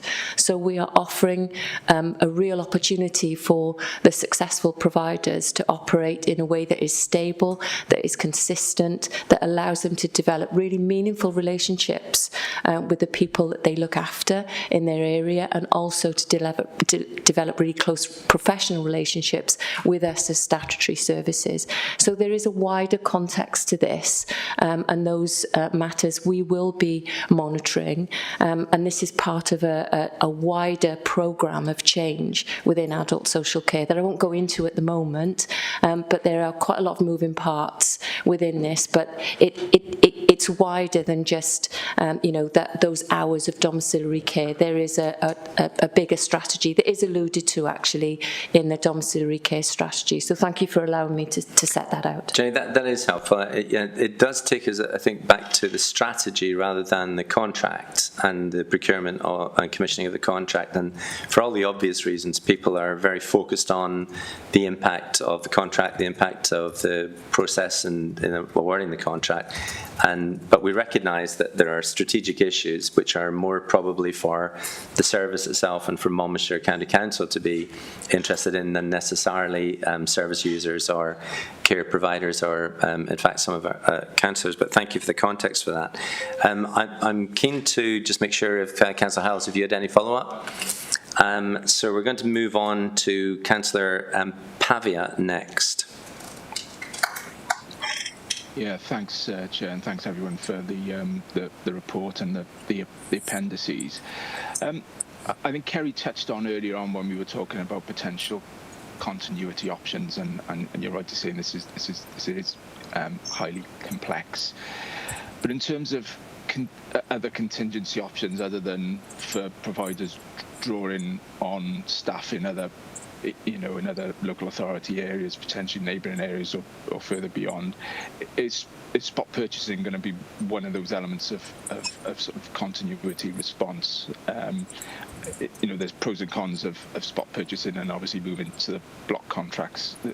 There's probably more, the councils see more probably cons than pros in terms of the flexibility in relation to performance management and cost control. But is spot purchasing going to be one of those options? Because I know it sounds like from the report that those who weren't successful in winning the block contracts may still be eligible to deliver care through spot purchasing arrangements, but that potentially has challenges then, where some of that workforce may be moving to the providers that would have won contracts and potentially depleting those companies, those organisations of that workforce. So I just wanted to know about that. In terms of the transition arrangements, I think Jane touched on this earlier on, and the expectation there will be the warmest of warm handovers, and I don't know what the practical elements of that, whether it's a gradual winding down and a gradual winding up rather than a hard wall. But there will be a number of individuals currently in receipt of care who would have had potentially care arrangements for a decade or more. They would have chosen those arrangements, and potentially there'll be a spectrum of those individuals where their needs may be about to change. That we understand those care needs are not indefinite. Is there an option to maintain their current domiciliary care provider until those circumstances change? And I don't know what the practical elements of the contract arrangements may preclude that, but is there an opportunity there to do that? And finally, Chair, in relation to supporting local businesses, and it's obviously really important that we highlight that the LUCA, a local provider, has got a lot, which is really important. Welsh Government is looking at social care as a core part of the foundational economy, and domiciliary care is a core element of that social care offer within the foundational economy. And there are really good ways in terms of anchoring quality employment locally, building workforce and service capabilities. And that probably goes to what Jenny just said there about building and developing capacity and local market stability, but also driving a more community-rooted care economy, aligned with our mission goals as a council. So I suppose it's, as well as ensuring continuity of care, what steps the council taking to anchor domiciliary care within the local foundational economy by sustaining more smaller community-based providers, and also thinking about the Act encouraging cooperatives and social enterprise models as well to come in to ensure that there is that market sustainability that we can rely on as a council. Thanks, Chair. Thank you, Councillor Pavia, and it's probably useful to relate Councillor Pavia's points to the earlier description of socially responsible procurement, which was explained as having social impact and community well-being, because I think Councillor Pavia's points relate quite strongly to that question. It'd be interesting how you feel it does. Who wants to pick up those, the spot purchasing transition arrangements and what they look like, and supporting local business continuity of care and so on? Jane? I'll start. Thank you, Chair, and thank you for the questions. The first question was relating to the contingency arrangements, and I would stress here that we are still in the implementation phase, so we are still very much in that implementing that transition. So we haven't got a full outcome yet in terms of what that's going to look like. I mean, if the contingency arrangements, I think as Jenny described, we would be looking at our provider agencies to describe contingencies. We've also got our own domiciliary care in-house workforce, and spot purchasing, if it came to it, would be something that we wouldn't look at. I mean, our key goal through this is to make sure that people get the care that they need. There may be some teething problems. We may have to look at a range of contingency arrangements, but we're still in the middle of that process, and we're still confident that the majority of care will be picked up by the new providers, but we are in the middle of that process. In terms of the workforce, there is care work to go round. People may be making individual decisions about whether they want to transfer agency, but it's not just the council that buys care. Other people buy care privately as well. This is, related to our own particular commissioning needs, and as we've described, people have that opportunity to change their employer through this process. But again, it's something we're in the middle of. I think the question around the gradual transfer of care. So at some point there is a change of contract, and that is your final sort of handover where the care transfers. But in the lead up to that, it should be more of a gradual process of exchanging information and making sure that the agencies, I should say, the organisations are speaking to each other and to the individuals, so that it should feel gradual, but at some point on a particular date, there is that handover of care. There is some flexibility around that particular date according to how things have gone and people's particular needs. The question around exceptional cases, yes, we have made provision where there is real exceptionality. We will be able to, in very specific circumstances, which is difficult to predict because it will be a little bit case by case, but where there is an exceptional circumstance, we will be able to look at maintaining continuity. And in terms of the question around the sort of foundational economy and the social responsibility around, ensuring a range of providers, I think, as Jenny alluded to, this is one part of what we do. We've got, we're supporting people to have their direct payments.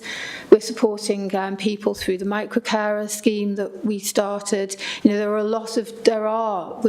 been trying over the last couple of years to really maximise choice and opportunity for how people receive their care, which in turn supports that sort of local provision of a mixed economy of how you want to work in the care industry, as well as how people receive their care. So I hope that answers that question to a degree.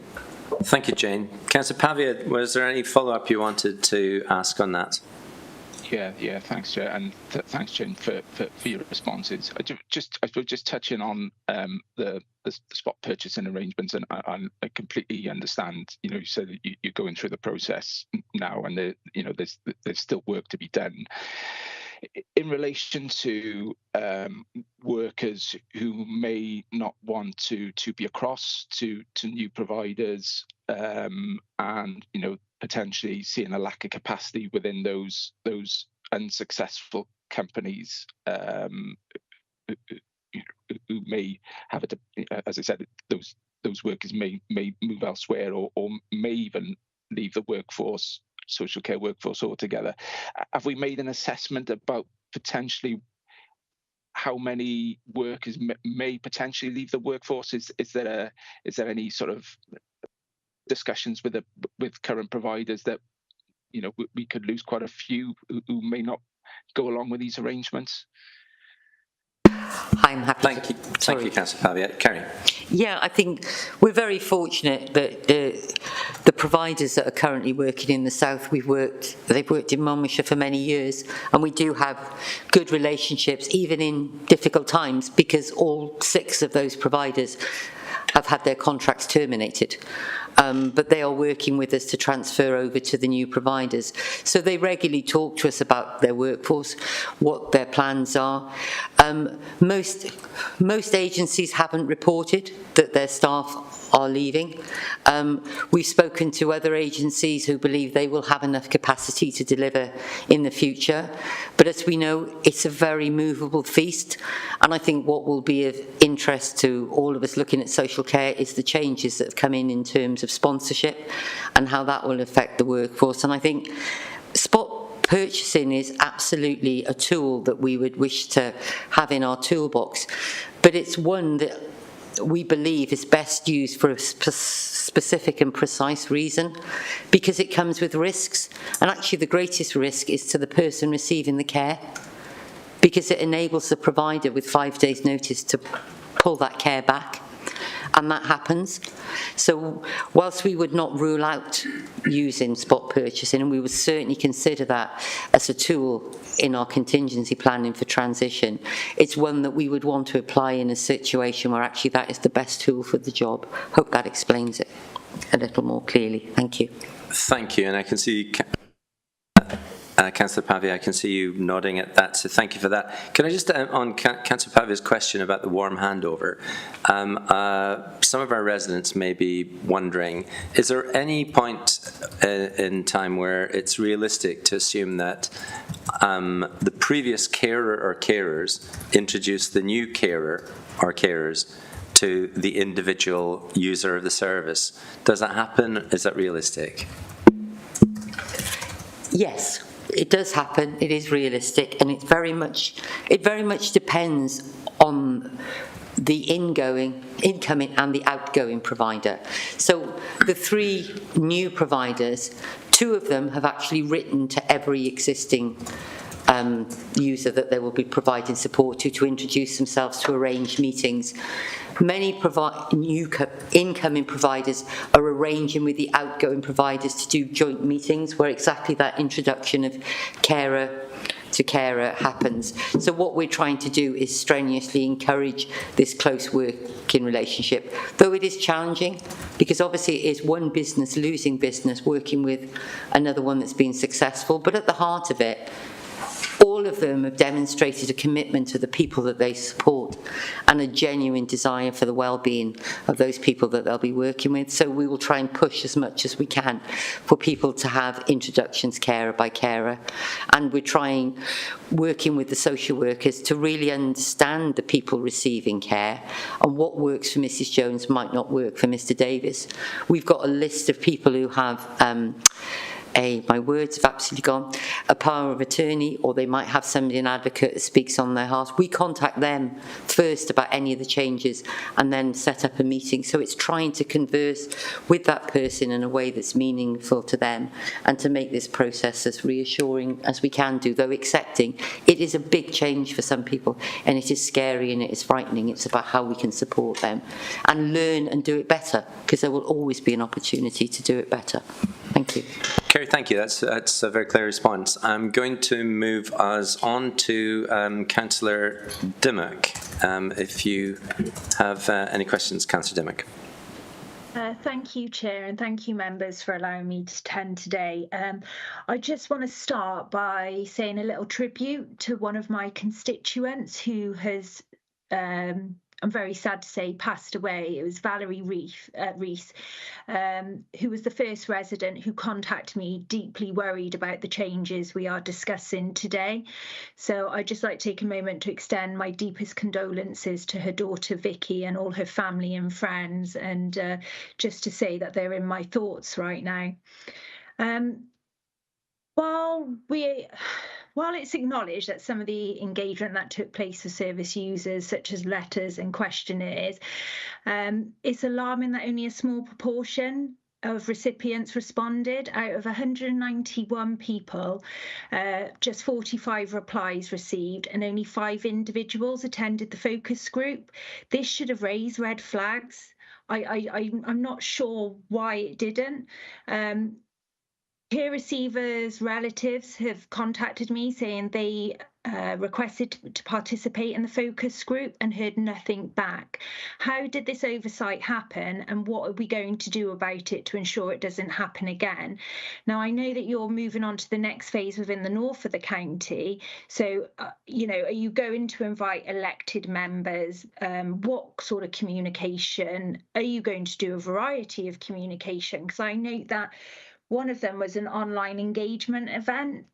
Well, Valerie's 94 and didn't have a laptop. So how are you going to get care receivers' views with an online engagement session? And it's the decision of this magnitude affecting daily lives of vulnerable people. This level of feedback is too limited to be considered representative. Many service users and their families have reported feeling unaware of the changes until after the decision was made. So going forward, it's essential that a consultation with service users is more inclusive. And I'd also like to understand the rationale of testimonials not being considered. Procurement decisions should be made with full engagement of the communities they're meant to serve by proactively involving residents and businesses and local stakeholders in shaping procurement priorities. The council can ensure its spending truly reflects the local needs and aspirations of the people that it serves. I'm not going to touch on scrutiny because I think we've gone through that in depth. I feel very conflicted about the CIW and CQS reports not being taken into account. What better evidence than these widely accepted indicators to support an application, especially for a local business? But I understand what you're saying. It was to provide a level playing field, but surely at some point those reports could have been considered to help come to the conclusion. And then impact on local service users and local workforce. These changes are having a significant and unsettling impact on carers in Caldicot area, many of whom have given years of dedicated service to their community. This workforce is predominantly made up of women, often working part-time or flexibility to balance family and caring responsibilities. The uncertainty surrounding these contracts and job security has caused understandable distress, particularly where long-standing care teams have risk being broken up or replaced. These carers are not just employees, they are trusted, familiar faces in the homes of vulnerable people. We must do more to protect their livelihoods and recognise their contributions, their wants and needs, and ensure that the future commissioning processes treat them with the respect and stability they deserve. So what reassurances can the council provide that the new contract arrangements will maintain continuity of care, but also it will be able to accept feedback from the workforce themselves? And I just want to finish up by saying I'm very grateful that the council made the decision to carry out this review of the commissioning process. It's encouraging that you've identified improvements throughout the report. I suppose I want to know what will happen in the north of the county so residents are not left feeling like those in the south, where they haven't been considered. to be honest. Many local providers and service users have been left feeling overlooked and unsettled by the changes, so I sincerely hope the new contracts are implemented with care in the north, and the council will closely monitor its impact. Thank you, Chair. Thank you. Quite a lot there. Sorry. There was quite a lot there, but I actually grouped them into three. So I hope I've done that accurately, and I'm sure you'll let me know if I haven't. But fundamentally, the questions around the alarming numbers who were engaged in one way or other in the consultation, and the approach taken, including online, which seems for many users simply not appropriate, but that's one area. The second area, I think, is around testimonials, CIW, CQC, the Care Inspectorate Wales, and the Care Quality Services, Care Quality Commission. Just why were they not part of the rationale? I know you've touched on this before, but perhaps you could refer to that. And then the third one being about the impact on service users and distress, and lessons coming out of this that will be applied in the north of the county. I hope that's kind of grouped them, Councillor Dimmock, accurately. Perfectly, and I just want to understand where exactly we are in the process in the north of the county. Great, thank you. For colleagues in the north. Yeah. Brilliant. So we'll give colleagues a chance to refer to that. So who wants to pick up these areas, and which one would you like to start with? I think Kerry Nicola coming in first. Jenny and Ardell around with testimonials, and then it was I heard the stability to the workforce. Yeah. The continuity aspect as well, yeah. Yeah, and then perhaps if Jenny can come in time. Okay, let's see how we do. Yeah, in terms of engagement with people who use the service, just to be clear, we didn't have an online engagement event with the people who use the service, it was with providers. Right, okay. Yeah.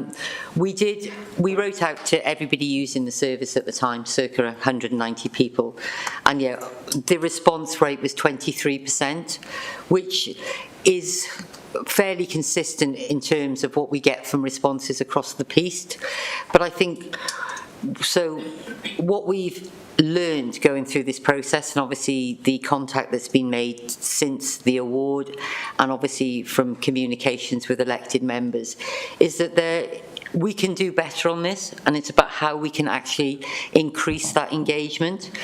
The response rate that we're getting back at various junctions sits around about the 20% mark. But I think what we don't know is what the thoughts are of the 80% who don't. So how can we make it more meaningful moving forward? Again, we can only apologise for people who expressed an interest in attending the service user focus group who weren't contacted. We had 12 people express an interest. Nicola's got up the figures for me here. 12 people who, when they submitted the questionnaire, said to us, yes, please, we'd like to be part of a focus group.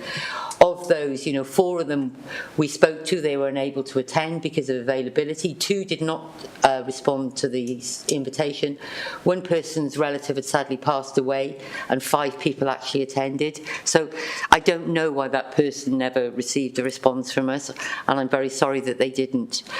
So I think, yeah, that is something, and it's one of the things that we've identified through our learning, that we can try and do more and more, so actually people feel more involved and feel less worried by this, that we try and relay their anxieties.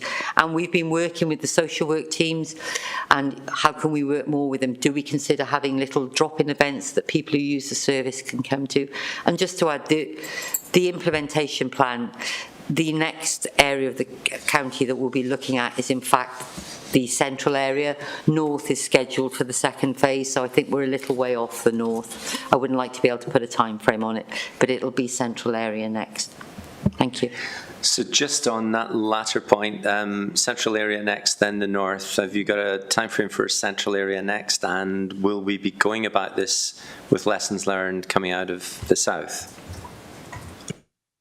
In In terms of a time frame, I think we're hoping to be able to look at what the options might be for the central area, so that probably by the autumn we've got some sort of proposed model for the central area. And I'm so sorry, Chair, I've forgotten the second part of your question. Will there be the lessons? Sorry, will the lessons learned coming out of this process in the south be factored into that, which is about, you know, full transparency and a whole range of points that have come out of this morning so far? I think when we developed the strategy and implementation plan, we chose an iterative process. We didn't want to do all 3 areas of the county in one go. Firstly, because of the enormity of that situation. Secondly, because of the slightly distinct issues that one can see in those 3 geographical locations. But as most importantly, that this is a wholesale change, and the opportunity to go through that process in an iterative one and learn lessons from one phase that you take through to another was a design principle of it. So I think, yeah, absolutely, we're very pleased and grateful to have this opportunity for this feedback, to learn lessons, to look at areas that we can improve moving forward, and to take people's comments on board, because I think sometimes we have all approached this with the greatest integrity and diligence and rigour, but recognise with the gift of hindsight there are things that we can improve. So we welcome that opportunity, so thank you. Great, and it's very much, I think Councillor Dimmock mentioned how important it is that we, you know, a session like this brings forward some of that learning and opportunities to improve. The other 2 areas around testimonials, Care Inspectorate Wales, care quality, why they are not part of the consideration, and then the impact on service users and the stability of the workforce. Hi, thank you, Chair, and everyone. Just to reiterate, I think Kerry covered this earlier on, but the actual tender process is 2-stage. One is based on an award criteria, which is a criteria where 19 providers submitted a response. They were all evaluated, and that first stage of the process is around past experience, and that is where individuals had the opportunities to submit their case studies, and they were evaluated on what was submitted in that as to whether they actually progressed to the next stage. And each of those 3 quality questions, each weighted at 20% each, were actually asking the organisation to demonstrate how their organisation have met previous domestic care experience, supported people to deliver these services, and they were encouraged to submit case studies in their responses, and those case studies were actually evaluated. So they were taken on as part of the evaluation criteria at that stage. Of those 19 that submitted, 13 progressed to the next stage. So I think we touched on this earlier, Sam, that case studies, yes, but testimonials, no. And I think the question from Councillor Dimmock was, why not testimonials of good service from service users? As responded previously as well, we have to treat every organisation in the same way. So if an organisation hasn't delivered services previously, but they're willing to actually set up a new domiciliary care agency in this area, CIW does have a requirement for registration in geographical areas. So if you are a new organisation setting up a business within the Monmouthshire County Council area, you have to re-register with CIW in that respect. So if they have not delivered domiciliary care previously, they wouldn't have that testimonial from individuals to actually submit that. So we have to treat everyone fairly.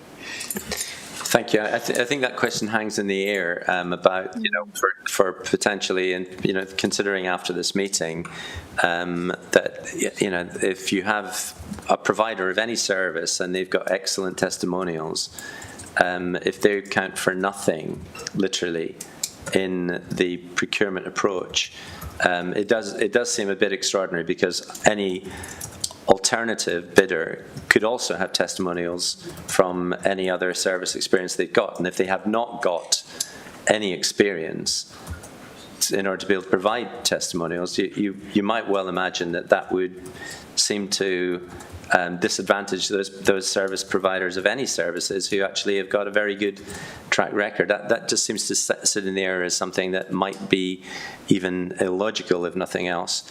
But I do want to move on to the third area, which is the area that we touched on, that Councillor Dimmock raised, around impact on service users and distress, but also the continuity of employees and stability of workforce. Jane?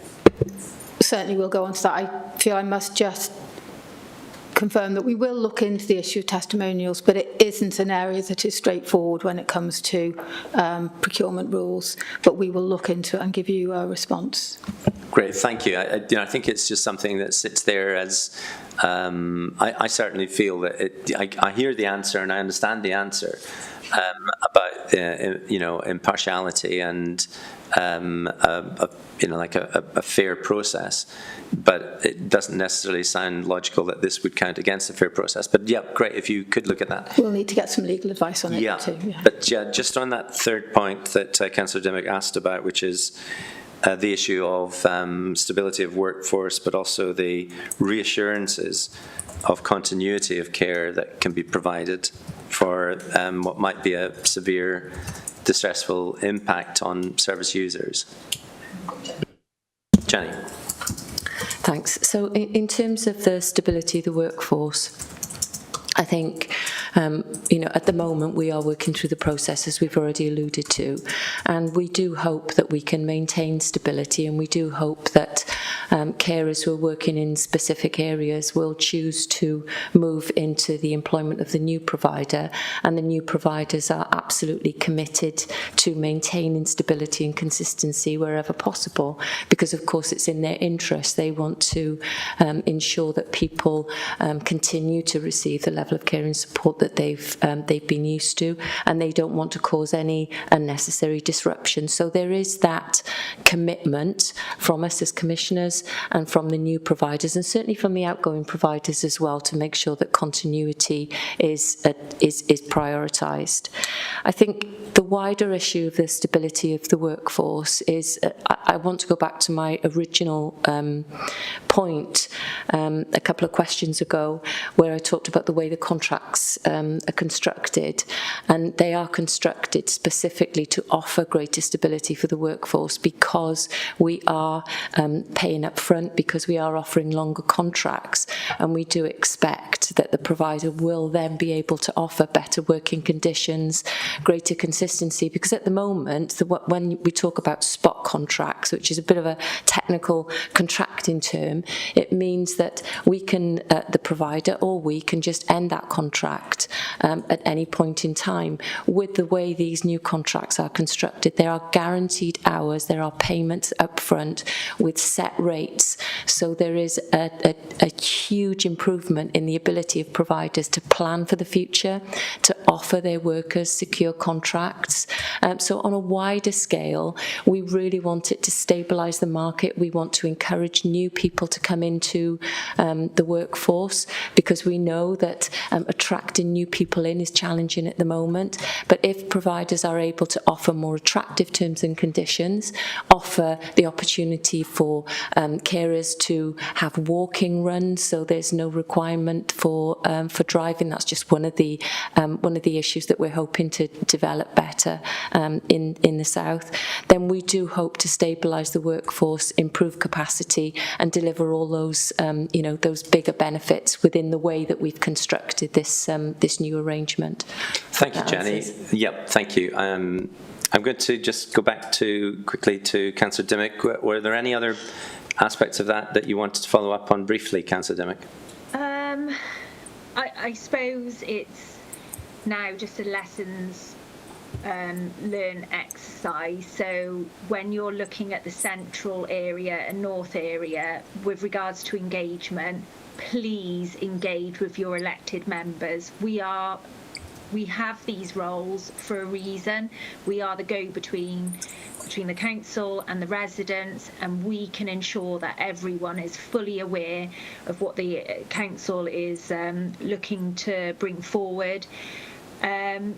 Testimonials, I won't really touch on that because I agree with everything Alistair said. I suppose with regards to the workforce, I thank Jenny for her comments. It kind of sticks in the throat slightly when it's, you know, we hope they move across, but when you think about your workplace and you think about the people that you're surrounded by and how a company treats an individual, you know, that's so important, and I can understand why the workforce that you're asking to 2P over is very anxious, because it's not as straightforward as, oh, just 2P over, everything will continue as normal. It won't. People make a workforce and a place to work, so you know, it's kind of, oh, well, we need you to continue caring for our vulnerable residents, which obviously is the utmost importance, whether or not you want to work for the company. And that kind of sticks in the throat for me. But thank you ever so much, Chair, and thank you, members. Thank you, Councillor Dimmock. And we've got two questioners remaining. I'm going to ask those councillors if you could be brief, and if the responses could be reasonably brief, and we'll try and hold this as close as we can to 12:30 close.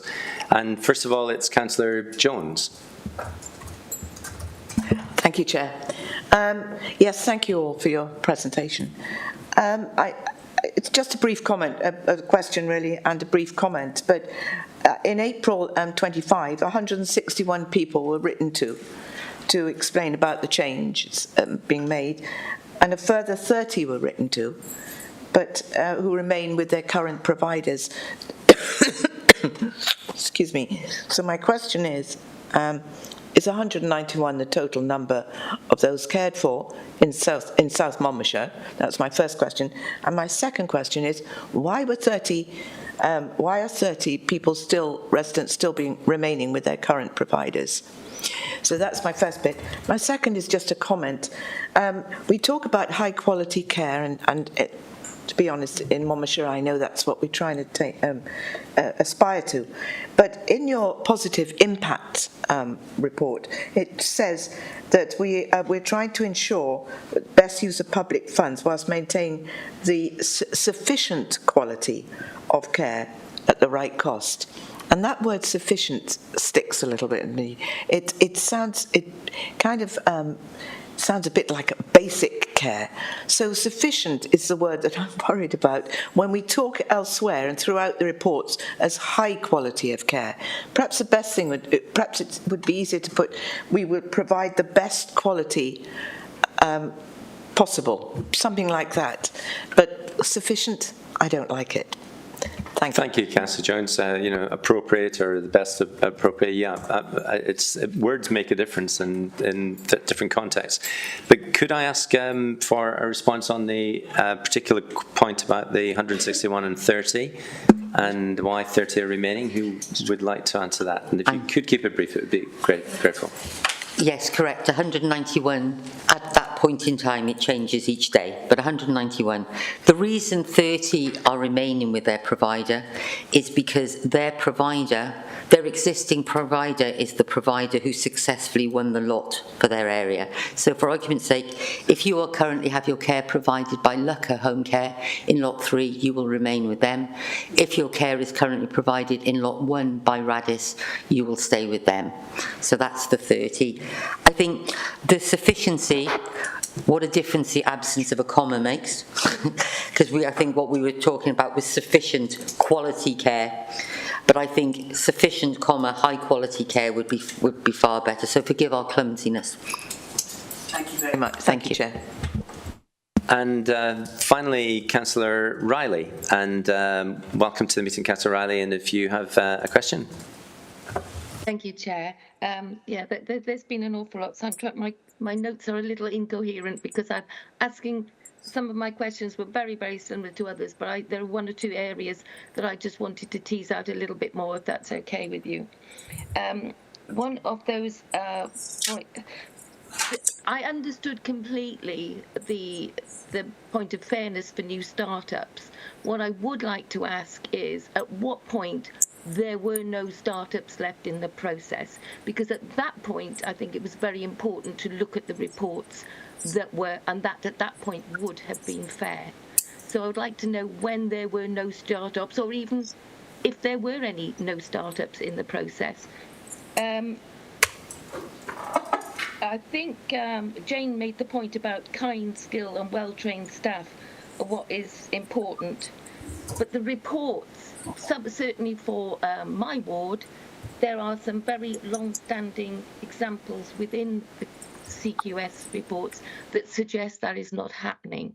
And that includes the standards of training. Now, if we are looking, if we are looking to get people to pay, then they may not want to pay across to people who do not have that high standard reported that they may already have at the moment. So I think that's a very important point which hasn't really been asked. Sorry, my phone going off now has left me completely disarrayed.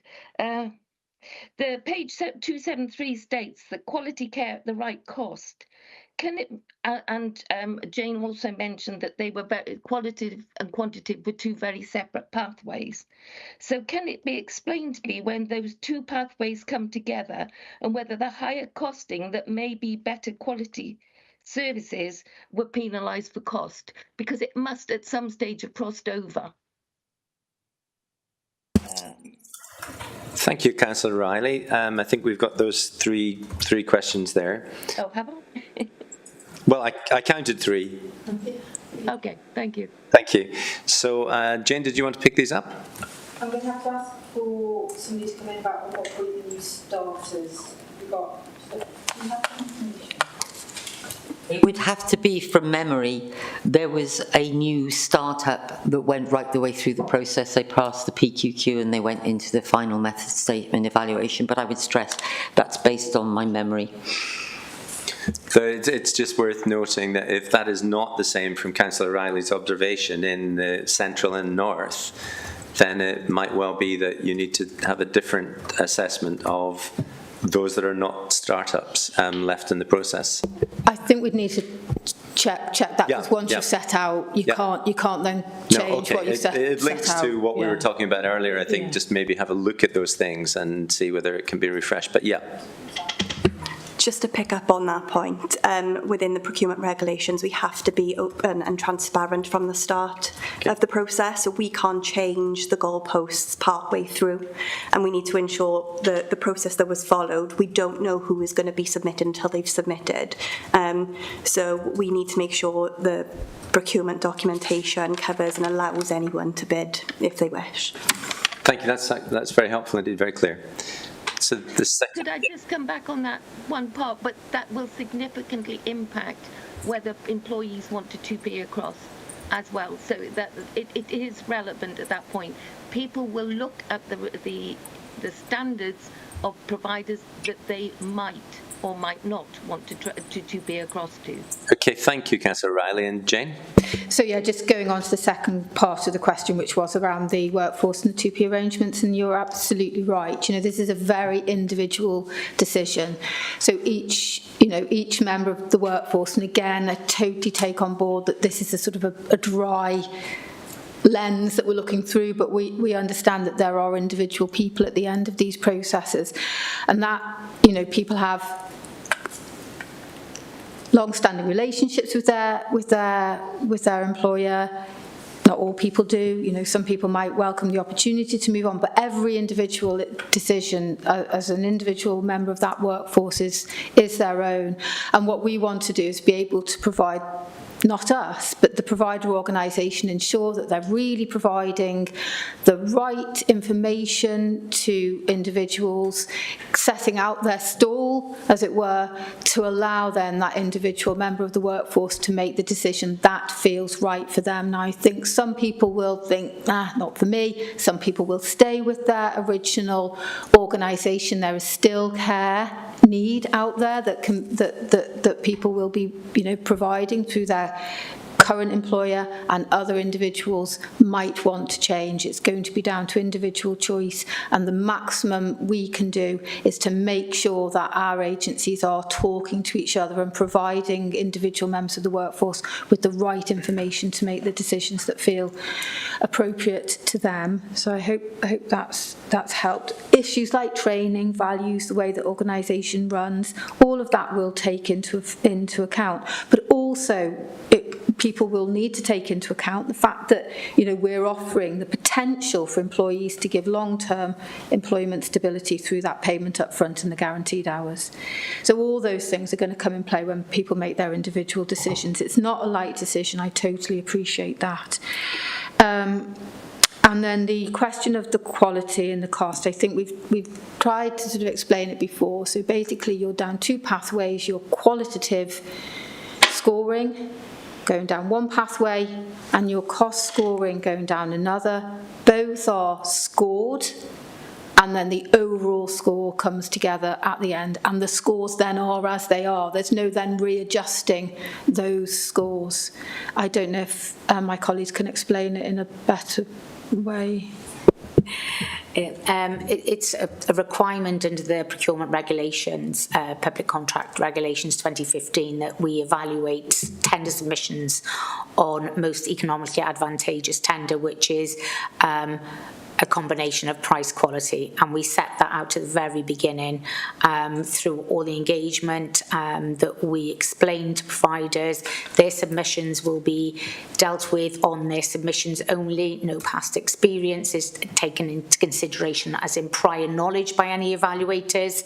We will only evaluate what is submitted, and so that is the role that procurement colleagues undertake, ensuring that when we're doing those consensus meetings that we look at the submissions. No assumption should be made when a provider is completing any submission to their tender questions, and we ensure that that is part of the tender process. The price and the quality then, as Jane said, is actually combined to deliver the most economically advantageous tender. Thank you, and thanks for those responses. Can I be very brief? Councillor Riley, I was just going to come to you if you had any follow-up, to be brief with it. Only to say that sounds to me like it is completely self-reported. Jenny Jenkins earlier said that the inspection reports are just a snapshot of time, which is simply not true, because of the long-standing requires improvement of some of the reports for the provider in my area. I contacted them and they said they had no reason to upgrade. There was no, and they do look to upgrade wherever possible, and they saw no reason to. So they are not a snapshot in time. They are upgraded when they are needed to be upgraded. Thank you. Thank you, Councillor Riley, for making your views known on that. I'm conscious of that colleagues will probably put me on the digital naughty step if I don't draw the meeting fairly soon to a close. But Councillor Bond, I know you put a question, a further point and a question in the chat, and if you could be brief in just raising that point. I know it's an important one, so by all means do raise it. Thank you, Chair. So I just wanted to put it straight, and in echo of Councillor Dimmock's input, residents in Caldicot area have not had the support that they require, and many have not even been reached. Unfortunately, the new provider did not provide care in Caldicot, so the maximum change is for the people of Caldicot, Portskewett and Sudbrook in this whole process, and the current provider who tendered had that as their first preference. So how did that happen with all the positive information already available for that provider? I wonder if there was one other statement that was made that the costs, the rates for rural and town, I think by Kerry, are different. Sorry, they're not. I understand they are the same. So that impacts the lot 1 and 3. Thank you. Thank you. And briefly, does anyone want to just have a go at that? It's an observation as much as a question, but is there anything you wanted to say? Only to lot 1, there's 2 rates. It's a rural and an urban. Lot 2, it's the same urban rate for the 2 zones within it. Lot 3, there's an urban rate and a rural rate. Right on that. Thank you. Can I just add one more point as well? In that the process that was followed, we scored on the information that was given to us. It was the process. That's what we have to be very clear, very impartial about how we score and evaluate the process. And I think we've outlined the rigour of the process that we followed, the number of questions, the elements of the process, and the fact that we adhered to procurement rules and commissioning professional practice, and the outcome was as a result of that process that was followed. And I think that's all we can say really. The outcome, the 3 providers were successful because they adhered to and complied with the requirements of the process and were scored appropriately. And I think in terms of the pricing as well, they were separate processes, but there wasn't a situation where the pricing was the determinant, the sole determinant of the winning provider. So I just wanted to make that clear. Thank you, Jenny, and thank you for the questions, everybody. I'm going to bring the meeting to a close, but just to recognise and I'm sure all the colleagues in the committee and other councillors who are present would not want us to miss the opportunities to thank our social care teams for the amazing work they do day in, day out. And, we've been focusing on a very specific aspect today for all the right reasons. And just want to emphasise that we really do understand that on a day-to-day basis there's a fantastic amount of care that is provided with a deep amount of thought and a huge amount of application. And we'd be grateful if you could carry our thanks to colleagues in doing that work. And we have followed the recommendations of that were in front of us. We have, I think, very fully scrutinised the process and the decision making. Thank you to everybody who's raised the questions and for all the officers involved in answering those questions. They've been some very good ones in both questions and answers. And I think in recommendation 2 there are quite a number of highlighted learning points and perhaps 1 or 2 hanging questions and some areas for improvement that we may well be able to point to for how we could make this work more effectively in the future. But I hope we've been able to give a fair and balanced set of questions to make sure we've managed to give officers every opportunity to respond to. So thank you again, and it's 12:44 and I'm calling this meeting to a close. Thank you. Our next meeting is next week, and it's not a special, it's a normal next Tuesday, so we'll look forward to that then. Thank you again, everybody.